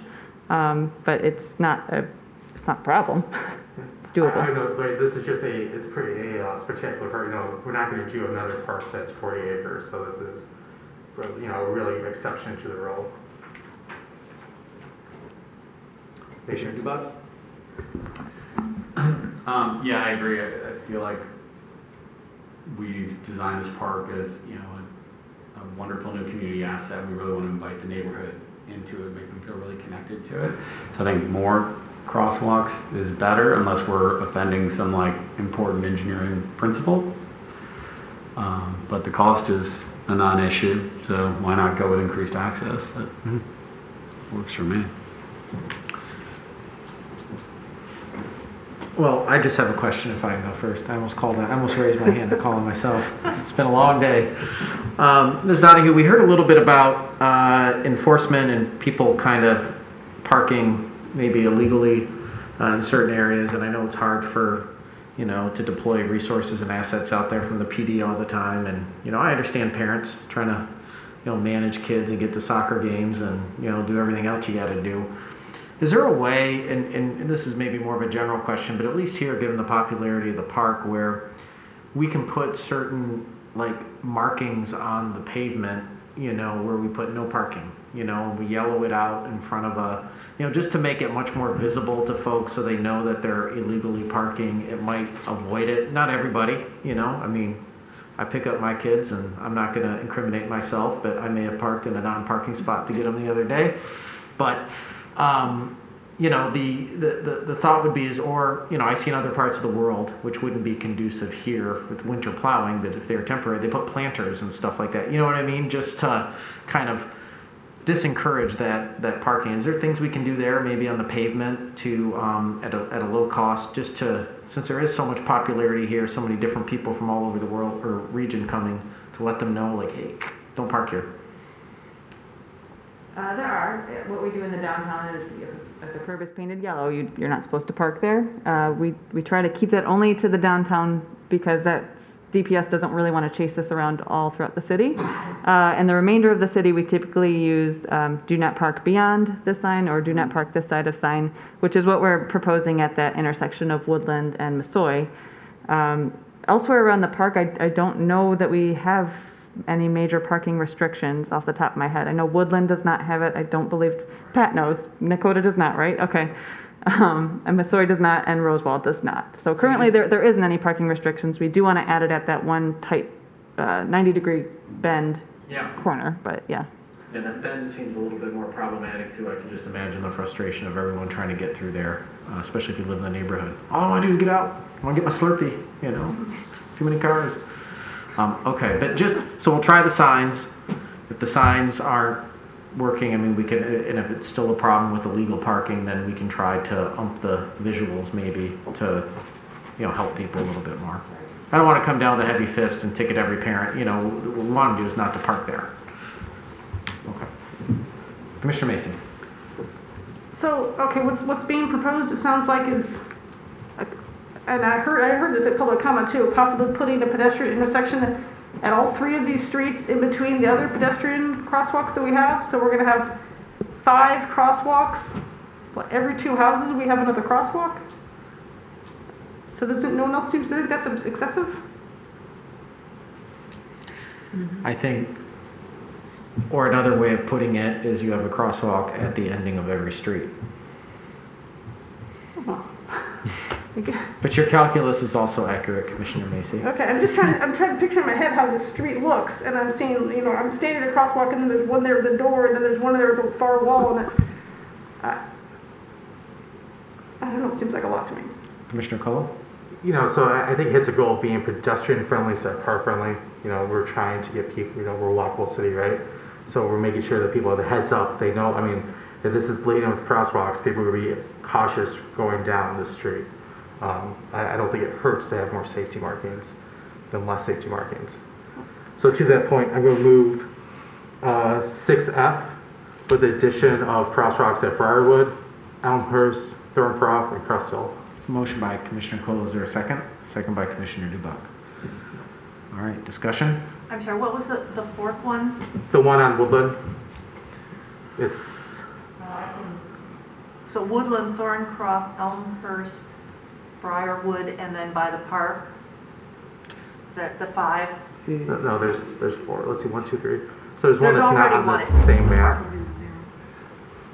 Oh, That one exists. right, I got it. 1, 2, 3, 4. Okay. Any discussion on it? Commissioner Macy? I guess I'll just say, I have no problem with crosswalks. I think crosswalks are great, but I'm not understanding that the idea of this being a walkable community means that we need a crosswalk literally every 2 houses. That seems like a really ridiculous number of crosswalks. And we have a lot of parks around the city. We're gonna start putting crosswalks at every street. I don't know. I feel strange because I don't know why I'm arguing about crosswalks, except I'm also picturing the street and thinking it looks ridiculous. So, yeah, I guess that's where I'm right now. Yeah, I'll just say that I understand your point. Every 2 houses, it's really the length of the properties, when you look at it, and it would be no different than if you went up to the next crossing street, you have crosswalks all there as well. So if you go beyond Dakota and you go to the next street north, which Somerset, then you would have those, 4, I can't make my fingers do a crosswalk, but essentially it's the same in every neighborhood street, right? Even in our neighborhoods, you still all 4 have those crosswalks. You're just basically saying, when you get to the end, just continue that pattern on Dakota, but instead of it being a street that goes through, it's just another part. None of our streets have crosswalks. Well, okay, yeah, at least from a cement pattern, where you can walk out and go to the other side. Painting it just makes it safer on that. Oh, I see. Commissioner Dubuck, and then Commissioner Douglas. Yeah, I guess if you say 1 every 2 houses, it sounds excessive because people are thinking about looking at their houses. These are the long side lots, so it's 1 crosswalk every block, which is the standard. We don't always paint in our neighborhoods. This road justifies and needs that, but it's a crosswalk every block, and I don't think that sounds outlandish, particularly with such a huge draw for pedestrians as the park will be. I think it's a benefit for residents in wheelchairs, pushing baby carriages, or children, riding bikes to the park to be able to get right to the end of their street and get to the park. If people don't like it, it's paint, so we can change it, pull out a sign, right? So I think we start with as much walkability as possible. Seems fun to me. Commissioner Douglas? So, Ms. Donahue, a crosswalk, a marked crosswalk, and the rules of traffic are that if a car is driving down a street and there is a marked crosswalk, you are legally required to stop. Yes, no? No. So if there's a crosswalk, it's an advance warning to the driver that somebody could be entering the roadway, pay attention. If nobody is already in the street, the driver does not have to stop. in order to let somebody, if they're waiting there to cross. If somebody's already in the street, you gotta let them go, obviously, you can't hit a pedestrian. There's a lot of confusion about that, all around town, especially in the downtown, you know, a lot of pedestrians think they have the right to just charge into the road, and drivers just gotta figure it out, and that's really not how that works. Am I right, Chief? Yes. Okay. So hearing that makes me agree with Commissioner Macy. That is, I mean, the crosswalks are, you know, visual warnings, and to me, we are positioning, the proposal here is to position sufficient ones for people with, you know, strollers or little ones or so forth to go to that marked crosswalk. But if there's no extra protection there, more so than any of the other streets that are ending into the park, I'm inclined to agree with Commissioner Macy and go with the proposal from the staff and the committee. Commissioner Colo. So I think the biggest thing is the access, though. You don't have the ramps that go into the road and then into the other sidewalk. So if you are just walking down the street ends, you have to keep on going down to either end of the park to get in. You know, you're walking the length of this 48-acre park to get into the park at some point. So what this is doing, the biggest thing for this is making the ADA ramps, I think. That's the biggest benefit that we're seeing out of this. Well, and I'll just add, people are going to be people, and you know they're going to cross at those streets, and they're going to try to get the stroller up the curb, and you know somebody's going to be driving down the street not knowing there's a crosswalk or no signs. I mean, in a way, I won't call it sign pollution. I'll stop short. That's the only thing that kind of bothers me. But Ms. Donahue made up the point. All those bright yellow signs of advance warning. These aren't like out of this world signs with batteries and like they don't fly. It's just like now I know what advance warning sign is. I'm just giving me a hard time. I was like, oh, maybe he's onto something. Darn it. Sounds like the flashing sign, okay? Yeah. So in a way, it kind of like makes the whole area lighten up in terms of like, hey guys, you're driving through here. This is a pedestrian area. You know what I mean? Lots of pedestrians could be crossing, and I think it actually, because you have them every intersection, I think it warns the driver like, hey, just take it easy down the street. Commissioner Douglas? So I'm sorry, refresh my memory as to the decision we made, excuse me, on sidewalks here, Ms. Donahue. Sure. So we have new sidewalks going in along Nakota on the south side, Woodland on the west side, and then on Massoy on the south side. Okay, so and Rosewald, sorry. Rosewald down to Normandy as well. Okay, so there will be a straight sidewalk on the south side of Nakota. Correct. Okay, thank you. Just like to add on to that, I wish all this concern about strollers and people in wheelchairs had been at this table when we were talking about the sidewalks on Normandy, which I wanted and used that as an argument for, but nobody thought we needed back then. But because that's when we decided not to have sidewalks in the end. There's a sidewalk. But there's a sidewalk there. There's not a complete sidewalk on Normandy. On the south side of Normandy, there is not.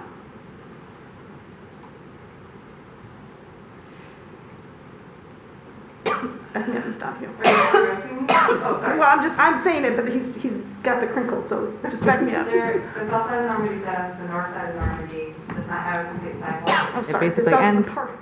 Yeah, I think that's what you meant, right?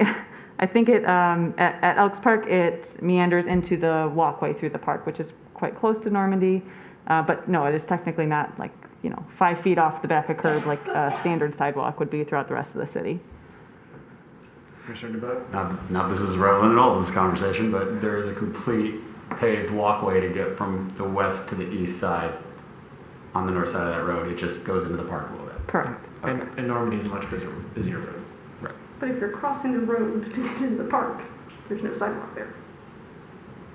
Just like we're talking about Lakota. If you're crossing from the north to the south side, where we apparently need a crosswalk every 10 feet, if you're on Normandy and you're crossing from the south to the north side, there's no sidewalk to get onto Normandy. You have to go through the park to get to this curved road. I mean, you're right. It's not relevant, but I'm just rehashing the argument we had. All right, Commissioner Colo. I think too, we discussed Normandy. The good thing about that, right, is we're redoing Normandy next year, is it, or in 2 years? So we talked about adding stuff then, because I think we talked about pedestrian islands and refuge at that point too. I think that was a big thing that we talked about. But I agree with you on the sidewalk. I don't disagree. I just want to make sure that when I made my motion, I don't know if I neglected to mention the path connecting to the walkway also, but it would include a path to the walkway at around Elmhurst as Holly could design it. If my secretary would agree with that. You did not say that, I don't think. I mentioned it during the back and forth. I think I to actually say it. Would you like to make an amendment? Move to make an amendment for that particular? Is that a friendly amendment if Commissioner DeBuck agrees with it? Amendments, we don't challenge whether they're angry or friendly. We just make them amendments. Sure, that's an amendment. Okay, so you move to modify the motion to ensure that it includes the pathway off. Connectivity to a midpoint of the pathway. Okay. Sidewalk, does that mean? The sidewalk to the path in the park, yes. Is there a second to that amendment? Okay. You got a second by Commissioner DeBuck. Discussion on that amendment? Well, now I'm not sure I understand. Okay, so if I'm north of Nakota at Elmhurst and I'm crossing to it, there's going to be a sidewalk parallel to Nakota, and you want a stem or paving from the curb to the sidewalk or into the park? Just to the pathway flows out, almost touches the sidewalk. Just make a connector there. The sign is blowing up here a little. The inner pathway that you can like bike on or walk inside Normandy. Just so that, if you have the stroller and wheelchair, you can get into the park, get into the inner pathway to get to the soccer field or the splash pad without going to either end of the park. At Elmhurst? Yeah, so it's going to be just west of Elmhurst. You see, after the catch basins, it gets pretty close. So there'd be connection there. Okay. You're saying at the almost tangential point there, put a little strip of sidewalk in order to connect the south side of Nakota to the pathway within the park. Correct. Okay, I see. Thank you. Commissioner Perush? And that's the only location where you're suggesting that, not at the other crosswalks? There's a berm.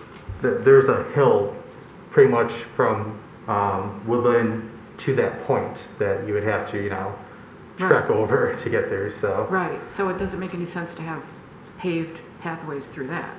Unless Ms. Donahue thinks so, but that's not anything I thought of. I just wanted to be sure that that's what you meant, because you're right, it makes no sense to put it in the other locations, not with that other natural feature there. Right. That would really mess that up. Correct. Okay. Ms. Donahue? Would it be okay if I summarize, just so I make sure I also understand? Yes. What's going on here? And I'll point to the image with my mouse. All right, so we'll have a sidewalk on the south side of Nakota. We will have handicap ramps that go north-south on one side of the street at the intersections of Briarwood, Elmhurst, Thorncroft, and Crest Hill. Crest Hill will be east-west, of course. We will have a connector at probably the closest point to the path in the park. So we do a connector from the public sidewalk to the path at this point between Elmhurst and Briarwood. And then I assume the same thing at Crest Hill. If you had a ramp here connected to the sidewalk, you'd connect that sidewalk into this pathway within the park. Have I understood the motion? Sure. Yes? That sounds right. Okay. That's what I understand it too. Okay, thank you. So we're on the amendment, the pathways. We'll call for the vote. All those in favor say aye. Aye. Okay. Now we're back to the original motion modified by the amendment, which includes everything that Ms. Donahue said in its entirety, because it was amended, the original motion. Any discussion on it? All right, with none, I'll call for the vote. All those in favor say aye. Aye. Those opposed? All right, so that takes care, was that 6E, 6F? I don't even know. E, I think. No, F. 6E? F. 6F. Okay, I got it. You'd think I would have wrote these notes in order, but they are not in order.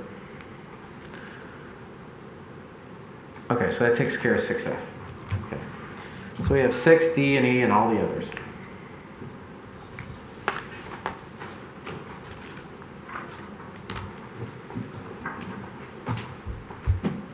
Commissioner Perush? I'll move approval of all of the other recommendations recommended by the traffic committee, other than the one that we just approved. Okay, motion by Commissioner Perush, second by Commissioner Macy. Discussion? No. I'll just add, thank you for coming out to public comment tonight. I think it's helpful. This is actually kind of hard to keep track of it all, especially at 9:26 p.m. The email is very helpful to get ahead of time to look through it. You know, I know it's not ideal for everything, but I think these changes will look good, and anything we do vote on, you know, we can always make tweaks down the road. So we'll see how it goes, and you know, that's why we have the traffic committee, and we'll continue to adapt until we get it right. And then the world will change on us, and then we'll do it again. All right, I'm gonna call for the vote. All those in favor say aye. Aye. Those opposed, motion passes. All right. Thank you. Thank you, Mr. McGee. Thank you, Ms. Ellison. Thanks, Brandon. All right, that brings us to item 10, which is consideration and approval of responsible contractor ordinance, first reading. Okay, good evening, Mayor and City Commission. As presented for your consideration is the responsible contracting ordinance. This ensures that all public construction is performed responsibly and by a qualified firm. Part of the process, if this is adopted, that we will compile a questionnaire for contractors.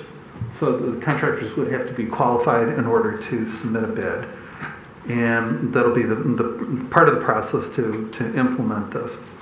So these pre-established standards relate to responsibility, competency, experience, adequacy of resources, safety, and law compliance.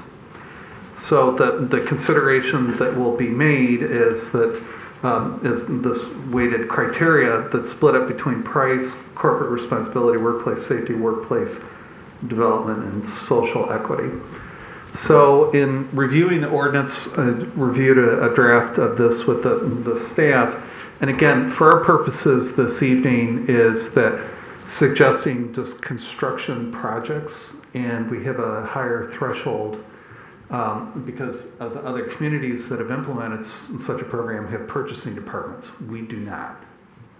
We do not have that capacity. So I want the organization to be successful, and this is my recommendation of the minimum threshold dollar amount.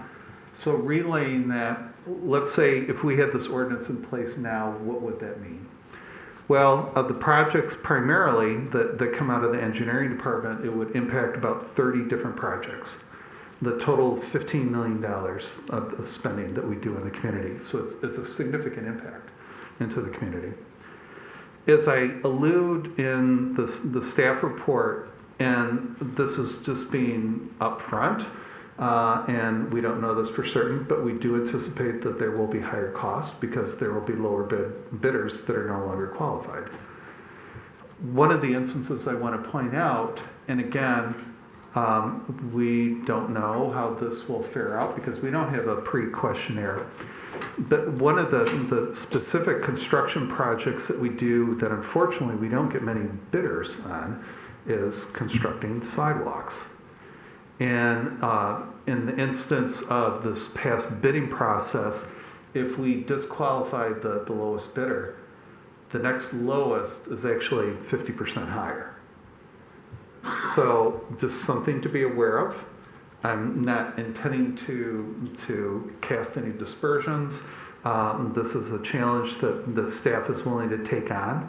But at the same time, just being rather upfront with, there are just certain jobs that we bid out where we just don't have that many contractors.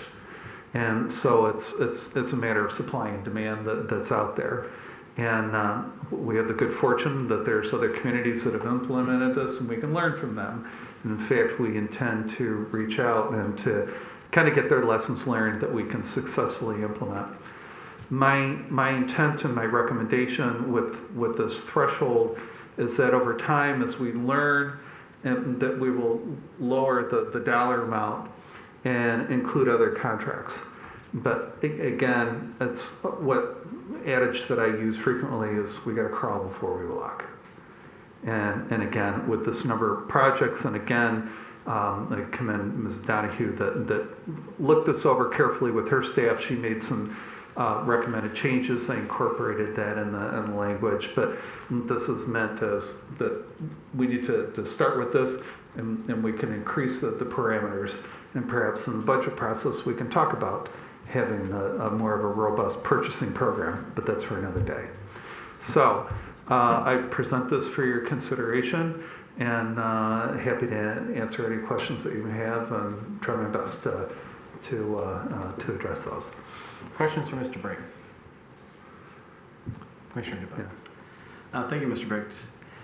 I know that we've had a process, right? We did have, requirements, background checks and things about, looking into how the. Yeah, that is true. That's a very good point. So I want to make sure it doesn't sound like we've just been operating without a policy or recklessly at this point. No. We're really tightening things up so that we can identify when there's this bidder that's, 40% lower than the others, than the pack.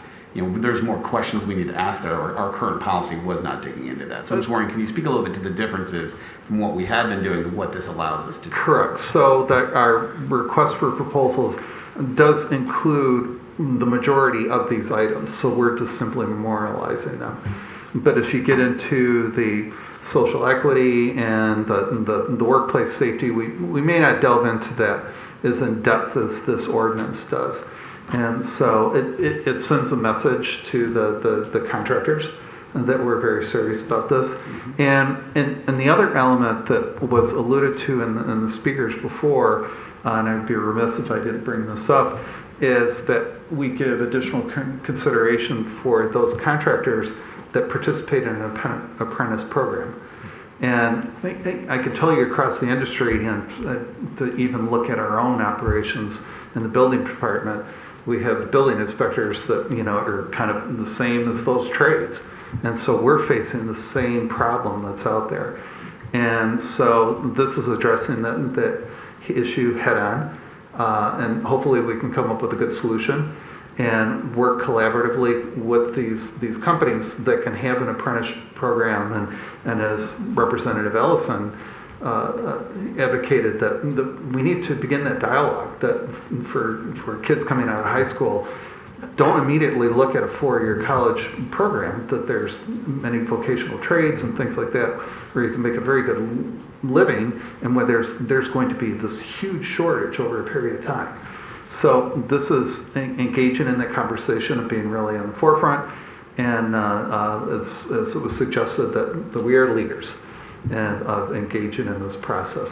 But specifically, to go back to your question, yes, there is a very specific process that we go through. I commend the engineering department that does vet out these contractors, but now we're creating a higher bar that they need to measure up to. And I really appreciate this approach. I feel like we've had conversations at this table over the years where some of the table were just advocating for the lowest bidder just because the lowest cost is the best. And we've delved into that discussion about, let's talk about value, not cost. And how do we get the greatest bang for our buck for each dollar that that we collect from residents, to make sure that not only is it a high quality project by highly trained people that's going to stand the test of time, be something for our community to be proud of, but yeah, also we're spending city dollars on a living wage project that the folks who are actually building the city of Royal Oak and doing municipal works are actually able to provide for a family. That doesn't feel like a lofty social mission as much as just good public policy. So we hope that comes out of that, but it's just a fairness. To be clear, it does not specifically advocate, so we don't not conflict with state law in that regard. But yes, that is a desired outcome. That if it's secondary, then absolutely we want to promote that. But I wholeheartedly agree with you that we get too hung up on inputs and not look at outcomes. Right. And value is an important part of that. If we're buying a sewer pipe and you have two commodities that are equal in quality, absolutely, that's a no-brainer. Buy the cheaper one. But when you factor in the labor, the skill of the management team, absolutely, that is important of getting the best value, and that's certainly a center core principle that's included in this ordinance. That's And so we're making that statement and making that known. So we're going to maximize value. Yes. All right, thank you. Commissioner Perush. Thank you for bringing this forward for us. I think this is an exceptional policy. I have some questions, though, about administration. I noticed that the finance department, especially initially, has a pretty big responsibility to develop rules and promulgate rules for how we're actually going to implement this. And then when we actually go through the pre-qualification screening and so on, that will obviously be done by, I would assume, both finance as well as engineering. And so my bottom line question is do we have enough staff to be able to handle these additional tasks, or are we going to need to add some additional ones in order to be able to effectively administer this? Because you want to do it, you want to administer it properly. Our sense in terms of the number of people in finance is that they can be a little stretched sometimes based upon their responsibilities. So this is a big project and it's a very good project, but I just want to make sure that we've got enough staff on hand to do it right. So in response to that, and like many projects that we take on, it takes a village. And so it won't be the responsibility of a sole person, and that's something that I'm advocating, that we do have the capacity within the city manager's office to help put that framework in place. Will we possibly need additional assistance? Maybe. So that's where I was real cautious on that $250,000 threshold, because if you look at other communities, they have a much, much lower. Oh. And so where they say anything over $10,000 or $20,000, then you're getting into a very large number of projects, because there's many other smaller projects to vet that out and for the amount of time that we put into it. But these are again, going back to the earlier comments, these are the high value projects. And so as we look at the procurement process of what is necessary to fully vet that out. So that's bringing this ordinance to you, there's considerable internal discussion among staff, and honestly, there are some reservations. But what I'm bringing about is suggesting that we go in this direction, and that we work on this collectively as a group. We may need a consultant to help us with that. What I don't want to do is to build out the administration more than what we actually need. I think we'll get a sense of that. And when we implement this project, actually, we're talking about this impacts readily, immediately, that Ms. Donahue's looking at the 2022 projects. We're talking in December. She needs to know now if we're going to implement this. So this is striking while the iron's hot. Otherwise, we're going to lose that construction season. So I'm not creating, want to add a sense of urgency, but timing is an important part of this, that she needs to know for her staff, what additional elements do I need to have in that. So it'll create an additional step that we will have to do this pre-qualification. So I remain optimistic, and we're up for the challenge here, and would like to report back and figure out a way that we can fashion, that we can broaden this into maintenance agreements, that we can include the lower cost projects, so we can have a robust program. But I think especially with the communities that were mentioned before, Jackson and Saline, are much smaller communities and smaller staff. So that's something that we'll be reaching out to them and kind of picking their brain. And so I commonly like to learn from someone else's mistakes and how can we create a better system. So. Commissioner Macy, then Commissioner Hunt, then Commissioner Douglas. Yeah, I want to thank you too for bringing this forward. I'm pretty excited about this and the confidence it gives us going forward in the projects we're going to be doing here in Royal Oak. And I like that we are both kind of a leader in Oakland County, but also not the very first adopter, so we can learn from other people. I mean, you mentioned Jackson and Saline, but I think I also heard Ann Arbor and Oakland County, and those seem to be other communities that we can work with and use them as an example. The question I have for you is how you came up with this number of 250, and I heard about crawling before we walk and all of that, but it's a pretty high number, and I just wondered if how you landed there. Well, in talking to city engineer Donahue, I asked her point blank, I said, commonly, what are your projects? And she says, what she indicated to me is that generally $1 million and higher. So I was looking at a reasonable amount. So kind of quick visual. So here's our CIP program, and I perused that today, and it's really the sweet spot that's in there. That it's because you get a lot of projects that go well below that very quickly, but it's a threshold that it covers enough of the significant projects that we conduct. And so a lot of the water line repairs or sewer lines, the paving program, the sidewalk repair, all of those would fall under this ordinance. But the real small ones, and I don't mean them small and insignificant, but say like we're doing a roof repair, I don't know if we need to go quite to that extent. I'd rather learn how, and I think with the dialogue that we'll have with the contractors and with the labor associations that can help guide us in how we can be successful in implementing this. This is a dollar amount that I feel comfortable, and that's why I'm recommending it. Okay, thanks. Commissioner Hunt? Mr. Ray, like everyone else said, thank you for bringing this ordinance to us. I think it's necessary. It will not only add value to our city, but it will also add safety for the workers as well as for our citizens. But for the amount that we're looking at, these could be longer term projects. Is there a mechanism or some sort of audit process that staff will have to undertake to make certain that the contractors are abiding by these processes beyond the bid process?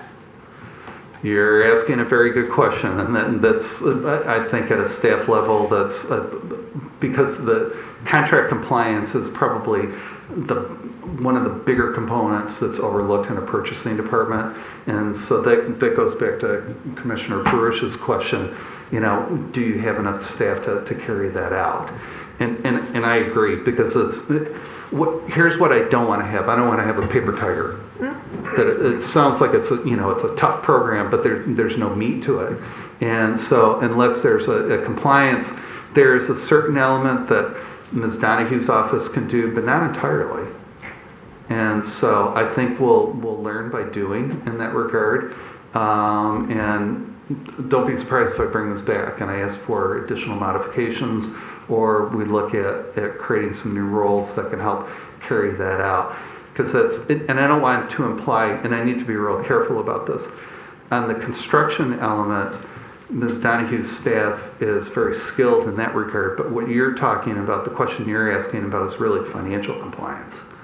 And that's something that we cannot ask the engineering staff to do in that regard. Right. So you're asking a very good question, and that's something that weighs on my mind, that I want us to be successful in that program. So. And to go back to the example that you gave earlier about the cement project or the sidewalk project, where the next bidder was 50% more. In the event that there is a number of bidders, but none of them meet this process or meet the requirements of this ordinance, do you put it back out for bid? What is your next step in that? That's a good question. Honestly, I'm just kind of basing, this is a quick conversation that Ms. Donahue and I actually via email brought back and forth.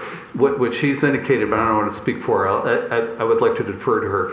But from my understanding, normally we get only 2 or 3 bidders for the sidewalk program. It's not for contractors. It's not the real desirable type of work. I think it's much more labor intensive. And so that's why the companies that like are road builders and things like that, where they can, put out larger quantities, turnaround times much quicker, much more profitable, they shy away from that. I don't know enough of the intricacies, but if I may defer to Ms. Donahue. You summarized that great, yes. Yeah. Some of our lower jobs, I'm concerned that we might not get bidders at all for some of them, because it's already kind of bottom of the barrel for these undesirable programs, but they're necessary and important jobs. So we might have to find another way around that. You combine it with another project perhaps. Yeah. I was going to say, in my purchasing experience in the automotive industry, every now and then you get an oddball component that nobody wants to make, so you bundle it with the lucrative, components, and at least you get, the work done. And you're paying for it in there somewhere, but it gets people to do the work. Oh, exactly. So I point that out. Again, it's my role to show you these pitfalls. I'm not trying to talk you out of it, but and I don't want to be misleading either, saying, oh, piece of cake, it's not a problem. We're taking on a big challenge here, but I think it also brings up the conversation of what the role of that purchasing function is, and in the compliance end of things. Those are the sort of issues that I think about a lot, and I want to make sure that we don't have the case of 5 years later saying, where you come back to me and say you really dropped the ball. Yeah. Thank you. Commissioner Douglas?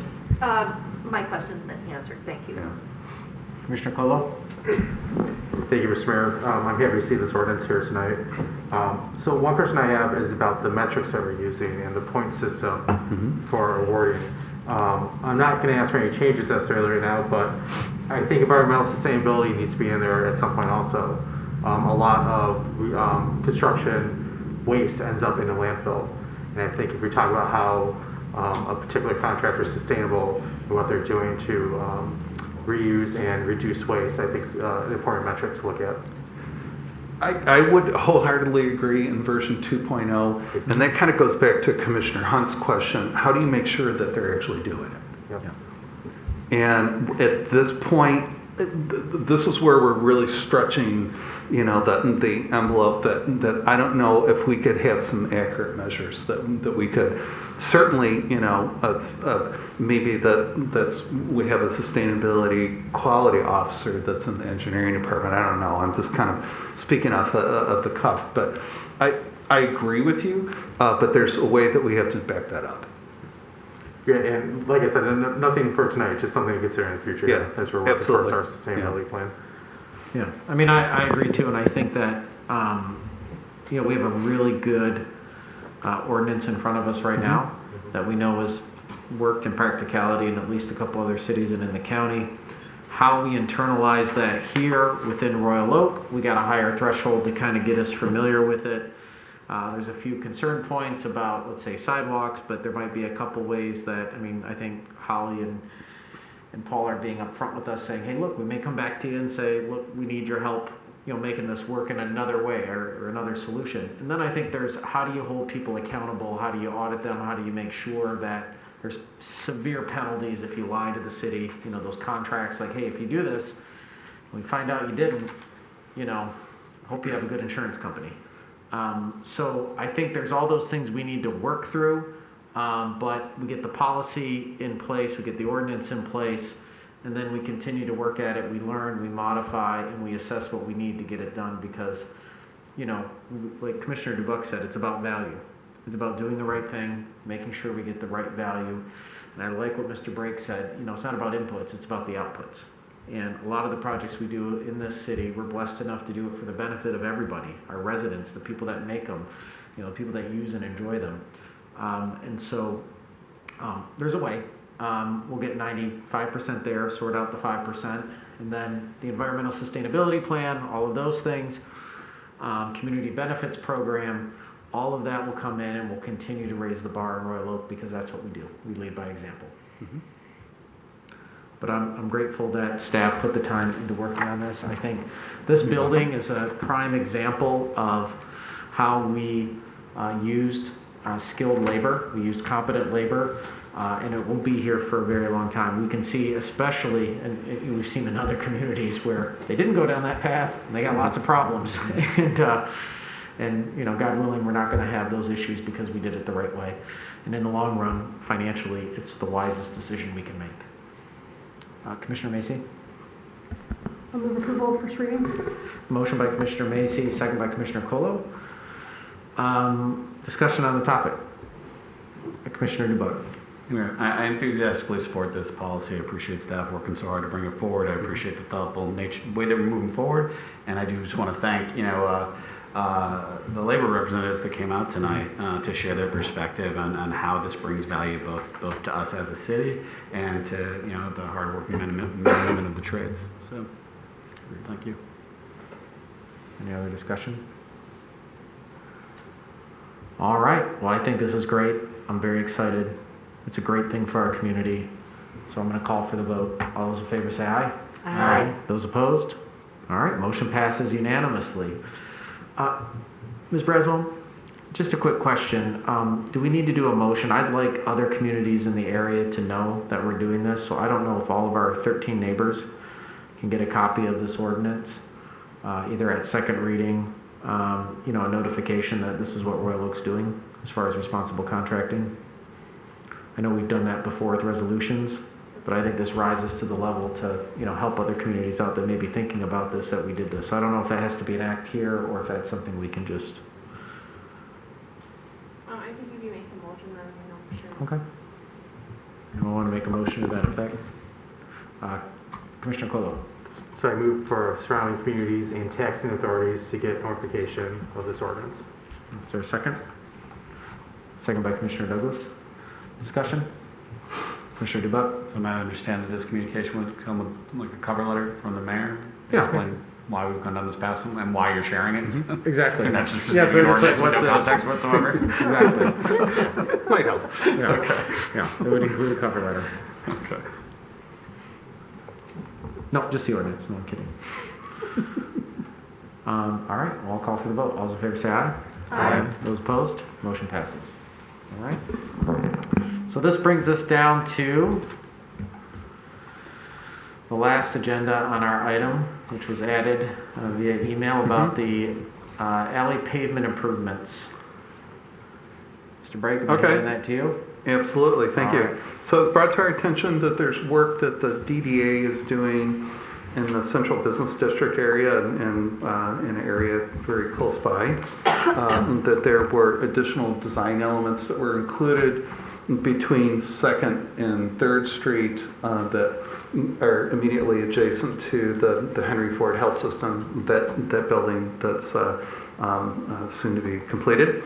And there's additional alley work that's being done right now, the preparation between 3rd and 4th, and then additional construction that will be done from 4th to 5th. And the question was raised is, could we have the same design elements that's between 2nd and 3rd that's by Henry Ford Health System? So that was brought up by Commissioner Colo, that's been asking about that and responded to it. I did get the price increase, and hopefully you got there was an additional email that I sent to you today that there's the consideration of the materials that go in, the respective costs. So I want to give you a couple challenges of where these funds can come from and where they can't. The logical place is to ask the DDA to reconsider. This was brought forward, at least the portion between 3rd and 4th Street back in February, and the DDA turned that down at that time. There's a meeting next week on Wednesday the 20th, hopefully if I'm saying my calendar right, I've asked Director Twain to put this on the agenda, and depending on the outcome of this vote. The question likely the DDA will ask, well, city, you have different sources of funds, why can't you pay for it? Well, herein lies the problem. Number one, we cannot use any gas tax, so what you pay at the pump that makes its way in is called Act 51. And Act 51 comes in two different buckets that for local and major streets. Well, alleys are not a public street. So it's not part of our mileage. We do not get reimbursement for that. So that takes that off the table. So question number two that the DDA will likely ask, well, let's say, well, City Commission, you're sitting on $28 million. Why don't you use American Rescue Plan? The ARPA funds are very, very specific. You cannot use them for road construction. Now, what you can use the ARPA funds, if we put in a water line or a sewer line And that's the primary reason that we're tearing up the street. Obviously, you have to repair the street after you put the water and sewer line in. But anyways, so I'm pointing that out, that there's another source of funds that we're taking off of the table that we cannot consider. They're not eligible, and to pay for these improvements. So it behooves us to have the conversation with the DDA and to say that you're making these other infrastructure sort of improvements. We value this design element and really being attentive to the smallest details. And since we have a tangible example of this colored stamped concrete is really what it amounts to, and makes that kind of a cobblestone-ish, if you will. I don't know if that's a term, but I'm making this up. So it's, it gives a visual appearance, because I think the alleyways, honestly, will transform. Especially with the health system opening up. And commonly, here's something that I learned in working in a river community. River communities used to ignore the backside of industrial buildings that backed up to rivers. And because of revitalization, that there's this new consideration that was, well, I'm speaking metaphorically, the back end of these buildings that we never paid attention to, that suddenly can become public spaces. And it could be beer gardens, and it could be gathering places. And so this is the importance and the value of encouraging this type of improvements in those areas. So we're kind of in the 11th hour. I'm making Ms. Donahue nervous when I said, Holly, can we change these things? And out of reluctance has said, I need to know right away, what are you doing? And so what I don't want to do, I don't want to encourage that, hey, let's fly spec and wait till the 11th hour. I really want to discourage that. But I think this is a time to strike while the iron's hot. I think there's some valid reasons, and commend Commissioner Colo for kind of driving this conversation and kind of forcing staff to say, Paul, take a look at this. And so I'm presenting this to you. It's not a real neat solution, but we can go to the DDA, but it's a much stronger voice if that's something that you endorse unanimously. I think that the bigger consideration out of the two is really between 3rd and 4th, but if it's something that you want to include all the way down to 5th Street, if you so choose to. Commissioner DeBuck. Thank you, Mayor. So I appreciate where you're coming from on the ARPA dollars not being used for road construction, but I mean, have we talked to the firm that we're working with on this? Because we're not talking about just straight road construction. We're talking about placemaking, third space. By activating those alleyways, we're creating places where our downtown businesses can do business that have been harmed by the pandemic, and also creating new space where people can enjoy the downtown and the services those businesses offer at a better social distance. So do those things not factor into the qualifications for a project like this? Here's the weird conversation that we get into. It's a roadway. From an accountant's point of view, it depends on who you're talking to. You ask Ms. Donahue, she says it's an alleyway. You talk to an accountant, they said it's a roadway. So, but according to the state, not a roadway. Yeah, but I know, tomato. But this is what it boils down to. Time is of the essence. And if we're going to do this, and if there's funds that are available, if we can make it work, I will do that. But it starts making me nervous from a compliance standpoint. ARPA is a gift and a curse at the same time. It gives us a huge opportunity, but there's just so many strings attached to it, as I learn as we go into this. And what I don't want to do is to commit something on this that's going to give us a black eye. Understood. And I don't think we could commit to that at this point. I guess what I would say is when we go back to the DDA, encourage them, we think this should be a priority for a multitude of reasons, but that we will continue to explore the conversation around our plan with the ARPA. Absolutely. Yeah, I think with no that's guarantees that we're going to be able to get there. Yeah. But I think there is a case to be made as we continue working with this firm, and we get a greater understanding of how we can deploy these dollars. Agreed. Is there action on this? Well, we're going to go to Commissioner Douglas. Yeah, so question, as we're so freely spending the DDA's money here, and the DDA, I guess, has not in the past paid to repair paid to repair alleys, but they are taking it on here. Are there other alleys downtown, Mr. Brake, you sit on their board, or Ms. Donahue, that they might also need to improve as well before we, as I say, so freely spend their money? I'd have to defer to Ms. Donahue.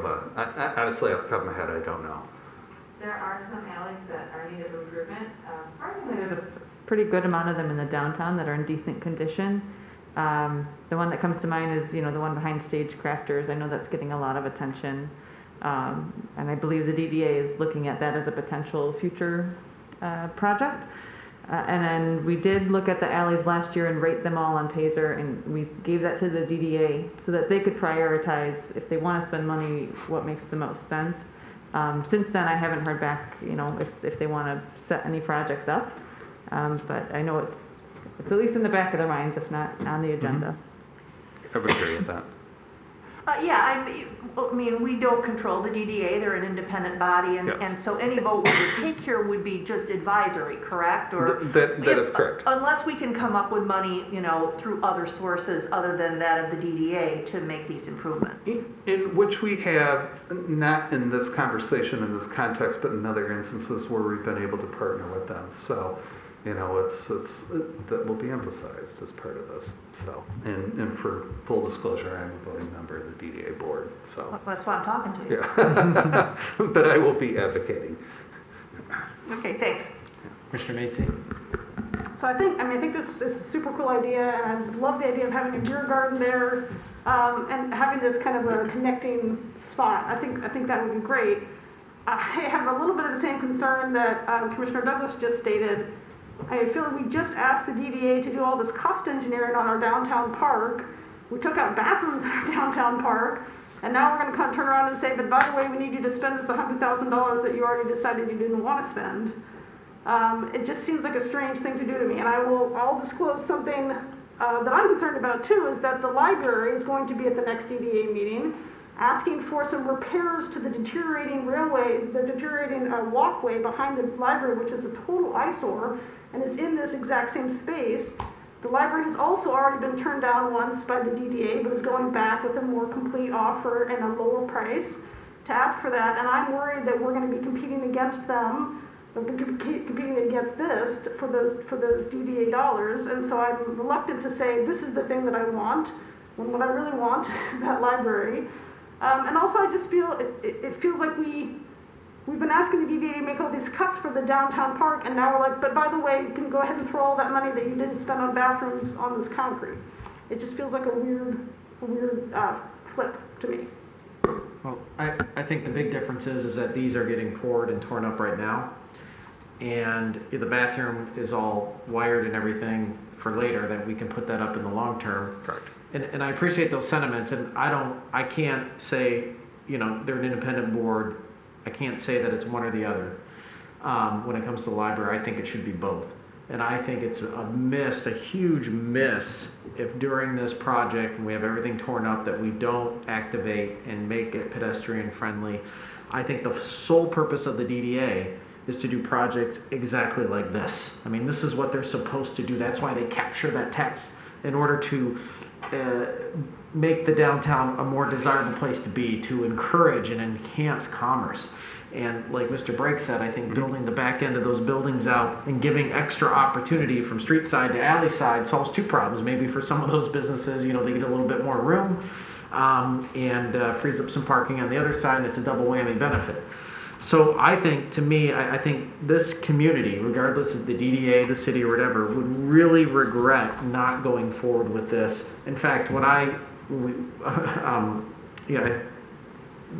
while ago when we understood this was happening, I was on the total impression that we were actually taking the same design elements that are behind the parking garage in Henry Ford and extending them all the way down.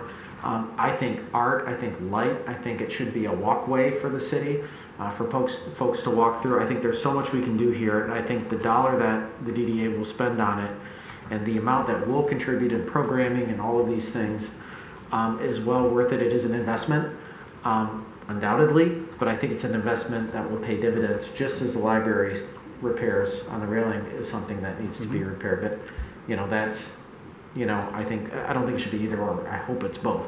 I hope we're not short-sighted.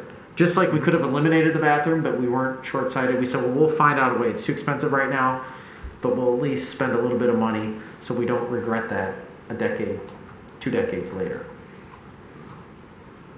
Points well heard, but Commissioner Macy. I totally agree with everything you just said, but we're not the DDA, and we're not making that decision. This is a decision that they made already, and so you're saying this is what the DDA is supposed to do, this is their job, and they made a decision based on their funds and their budget, and now we're telling them essentially you did it wrong, do it our way instead. And it feels like a strange thing to do to me. It feels like normally the DDA sends us a budget and we go, okay, you're independent, you do what you want. And I totally agree with what you're saying. Yes, we should have it. Yes, this is something we should be doing right now while the iron is hot, right? We're already ripping it up and we're putting it back down. This is the moment to do that. But is this our job to say what they do? It feels like, I don't know, I can't remember the word, fly specking. That's what we're doing. I mean, I feel like in some cases, just like with parking, I mean, we made the decision up here, they made a recommendation, so we do get involved. Because we do have residents and businesses, aside from the financial authority of the DDA, we represent the downtown. I think what it's saying is, hey, look, we advise you to reconsider this decision and we're going to help you in some capacity. I think that's really what it's coming down to.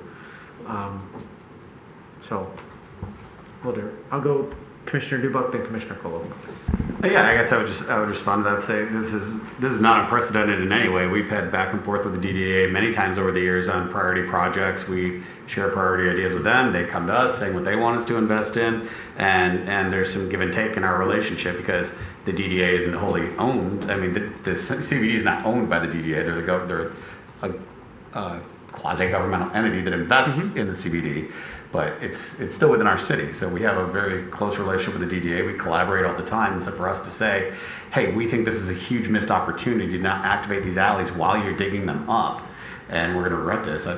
It is not inappropriate or out of the ordinary for us to express that point of view if that is indeed our point of view. Okay, Commissioner Cole, then Commissioner Douglas. Thank you, Mr. Mayor. So, Mr. Perry, thank you for bringing this up. I really appreciate that. And I agree. It's a complete missed opportunity if we have this concrete torn up and then don't, put it back just plain concrete where we can stamp it. The cost, if we ever decide in the future to go back and do it, would just be astronomical. And something we just kick ourselves for doing right now. But when it comes to the DDA, I think we're just community partners, right? Like we're one body asking another body, hey, we think you might want to reconsider this. Here's what we would ask you to do. I watched the meeting, the March meeting, where they actually decided this, and there's a light discussion on the pavement and the markings. If you think back to March, the vaccine had just rolled out. The DDA comprised of retail and restaurants were just getting over pandemics and lockdowns, and they were just trying to spend money to get people downtown. And who knew what would happen next? Well, fast forward, we're doing better. There's no lockdowns. There's no, restrictions, and our businesses are thriving because of the good decision making made early on in the pandemic. I mean, our downtown has won awards for how it survived COVID. So we're lucky to have made it through. And I think now that we have the benefit of time, the DDA can look back and say, okay, our budget is much better than we expected it to be. We have the funds available to us right now. Our restaurants, our members are doing well. This is another way that we can continue to enhance the community and do more for our downtown. So I think this is just an ask of reconsider. I don't think it's assaulting to the DA, and I agree. I don't think the library is out because of this. I think that they have a hefty fund balance that can be used to help sharing these costs. With Commissioner Douglas and Commissioner Perush. Yeah, I'm not. It's a cool thing. I mean, when they paved the alley behind the Henry Ford building, I mean, yeah, it looks great. But is pavers or is stamped pavement the essential element to do placemaking there? And I'm not necessarily convinced that that would be, in the long run, the most effective use of money, and that placemaking is programmatic as well as, concrete. And I don't think that foregoing the stamped concrete here would prohibit any future placemaking in those alleys. So the more we talk about this, the more I drift towards not supporting the concept. The only pushback I give on that is, if you guys remember, a while ago, we did we closed down downtown and we closed down Main Street, and everyone came, and it was hilarious watching people still avoid the street because it's still pavement. Even though I was like, guys, there's barricades, come out into the street, and people just stuck to the sidewalks. And while I understand that, and programming is a big part of it and all that, I do think there's a visual difference when something looks like it's designed for a car versus designed for people, which I think these cobblestone pathways, even though they're stamped, not real cobblestone, I think they do invite more activation with people willing to go explore our downtown and go on an adventure down there. That'd be not a rebuttal, but just my point of view. Well, I guess I would say that covering up trash bins would be more productive than... Yeah. Here comes Commissioner Colo. I think I had Commissioner Perush, and then we'll have Commissioner Colo.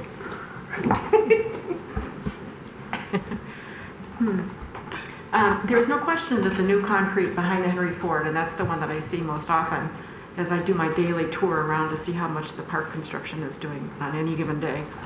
It's very attractive. There's no question it's a huge improvement. But a lot of that is because it's not only the stamp and the coloration, but also the fact that they were able to eliminate all the irregularities in the concrete and all the other little places along the edges where trash used to collect and so on and so forth. So it's just a much cleaner look. I don't have any problem with going back to the Downtown Development Authority and saying, look, it's been a while since you originally made the decision. It's been installed here. We all know how much cooler it looks the way it is. Would you mind taking another look at it and seeing whether or not you can fund that kind of treatment, at least in another block or maybe even 2 blocks, and just see what they say. But I wouldn't put any more pressure on them than that. I would just say, look, it's been a period of months. You've seen an example. We all think it would be great to do, but it's your decision, and we know the money has to come from you. So, we would appreciate you at least reconsidering the option of putting the stamped concrete there. And leave it at that, and I trust them to make the right decision. They've been making excellent decisions throughout this whole process. I don't think they're going to mess this one up at all, and we'll go with what they think, and see what they say. Commissioner Colo and Commissioner Dubuk.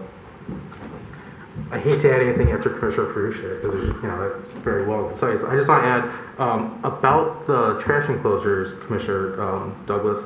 They discussed that at that meeting also the DDA, and there's wide discussion about how they've improved greatly on the alley beyond 3rd to 4th. People are paying the trash.